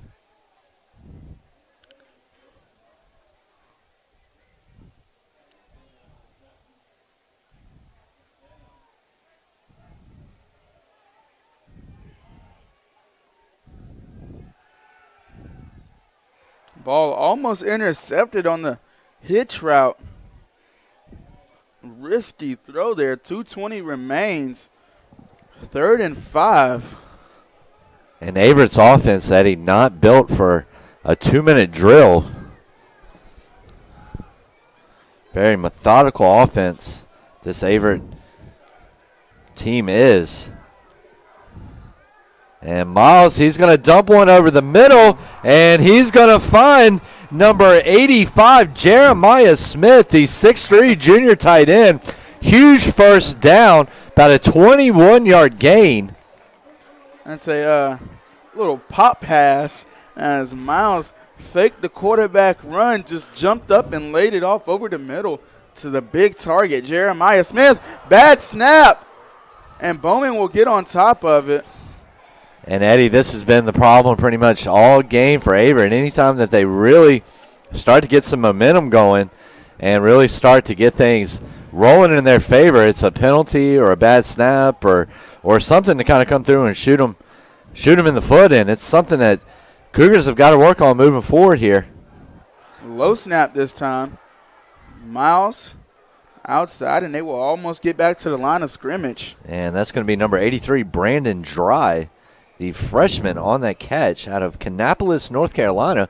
Down there by Charlotte, isn't it, Eddie? Absolutely. And so now you're looking at a 3rd and 13. A third and Monday. Miles in the backfield with Bowman. They need a big play here with 1.5 minutes remaining. Another bad snap. Miles will have to step up and run it himself, and he won't get it. And Davin, the Cougars are going to have to go for it on this 4th down. Two bad snaps will kill the momentum that they had after the pop pass from Miles to Jeremiah Smith. And, Eddie, even if Averett does not get this first down right here, this ballgame is – it's not. The Cougars do have a pair of timeouts left. And so if they can come in, maybe get one or two quick stops and then use those 2 timeouts on 3rd and 4th down to kill the clock, I mean, this ballgame is far from over. 1:22 remaining. 21-15 is your score. Right now, Menando is the hero for NC Wesleyan as he was able to get into the end zone for the Battling Bishops' last score to make it a 21-15 game. And Eddie, it was actually the Battling Bishops' first touchdown of the second half, and it might end up being their only touchdown of the second half, but it's the one that put them in front, and that's what matters. The most important touchdown of the game is it gave them the lead. So now their Averett coaches send out this offense. So 4th and quite a ways. 4th and 14. And Miles will try and run for it himself. And Miles has it. Get it. He's down to the 28-yard line. Miles, 21-yard rush. Eddie, I've said it before, but I'm going to say it again. In the words of Danny Glover, I'm getting too old for this. A 21-yard gain. A design pass. The field opened up, put a move on a defender in the middle, and now the Cougars are within striking distance with a 1st and 10. They're on the 27. Minute 13 left. Miles, good composure so far this game. He's got 2 receivers to the right. He looks right. He throws right. And he almost finds his receiver.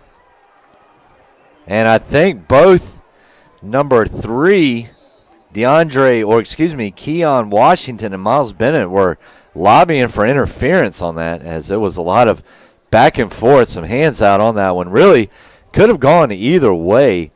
And I think that's one, Eddie, if you throw it, then you got to throw it both ways and just go ahead and negate the penalties, because there was a lot of extracurricular activity going on down there between those 2 players, between Bennett and Washington.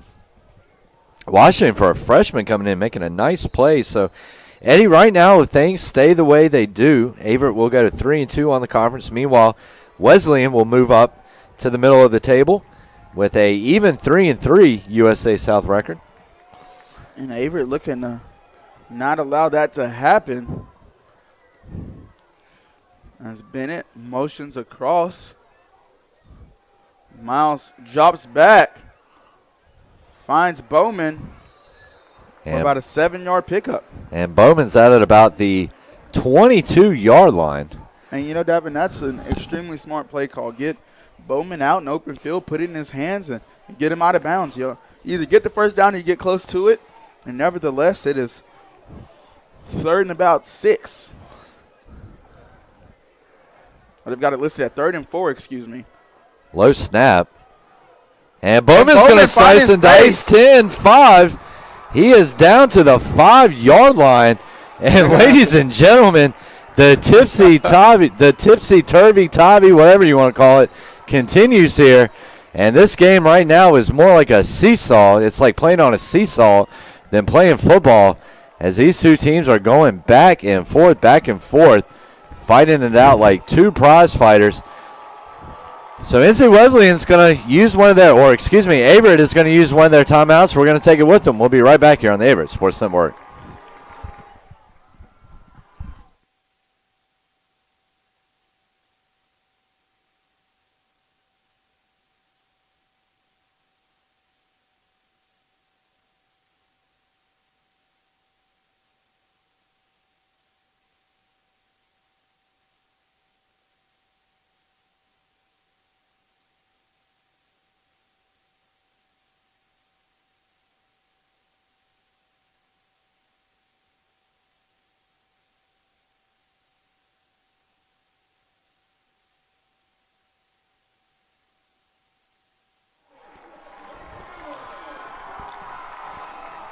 So we are back.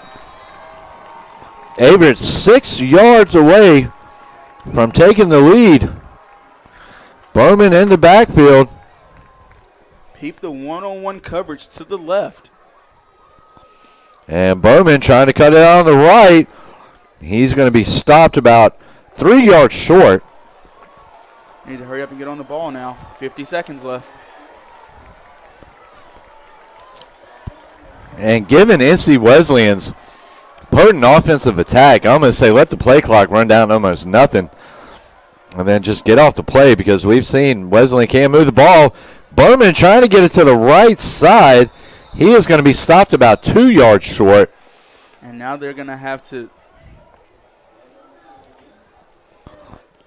And Averett will burn their last timeout with 27 seconds to go. So, Eddie, right now, why not give the ball to Daenerys Silton? Let the 254 guy just plow through this NC Wesleyan defensive line. And, you know, that sounds great. You know, give it to someone who weighs 245, but he is a freshman. And, you know, he might not have the best, not taking anything away from him, he might not have the best field vision on the team and that of Bowman. Bowman is the better running back as he's the starter. He's, you know, second in yards and touchdowns. I would give it to Bowman. I'd line up in an I formation, double tight, show run all the way, and I'd give it to Bowman. If we don't get it, we'll line up on 4th down and we'll go for it again. And, you know, on 4th down, if it comes to that, do we see a little dump pass maybe from Miles over to Bowman or to somebody like that? Possibly, and that would be an extremely great play call.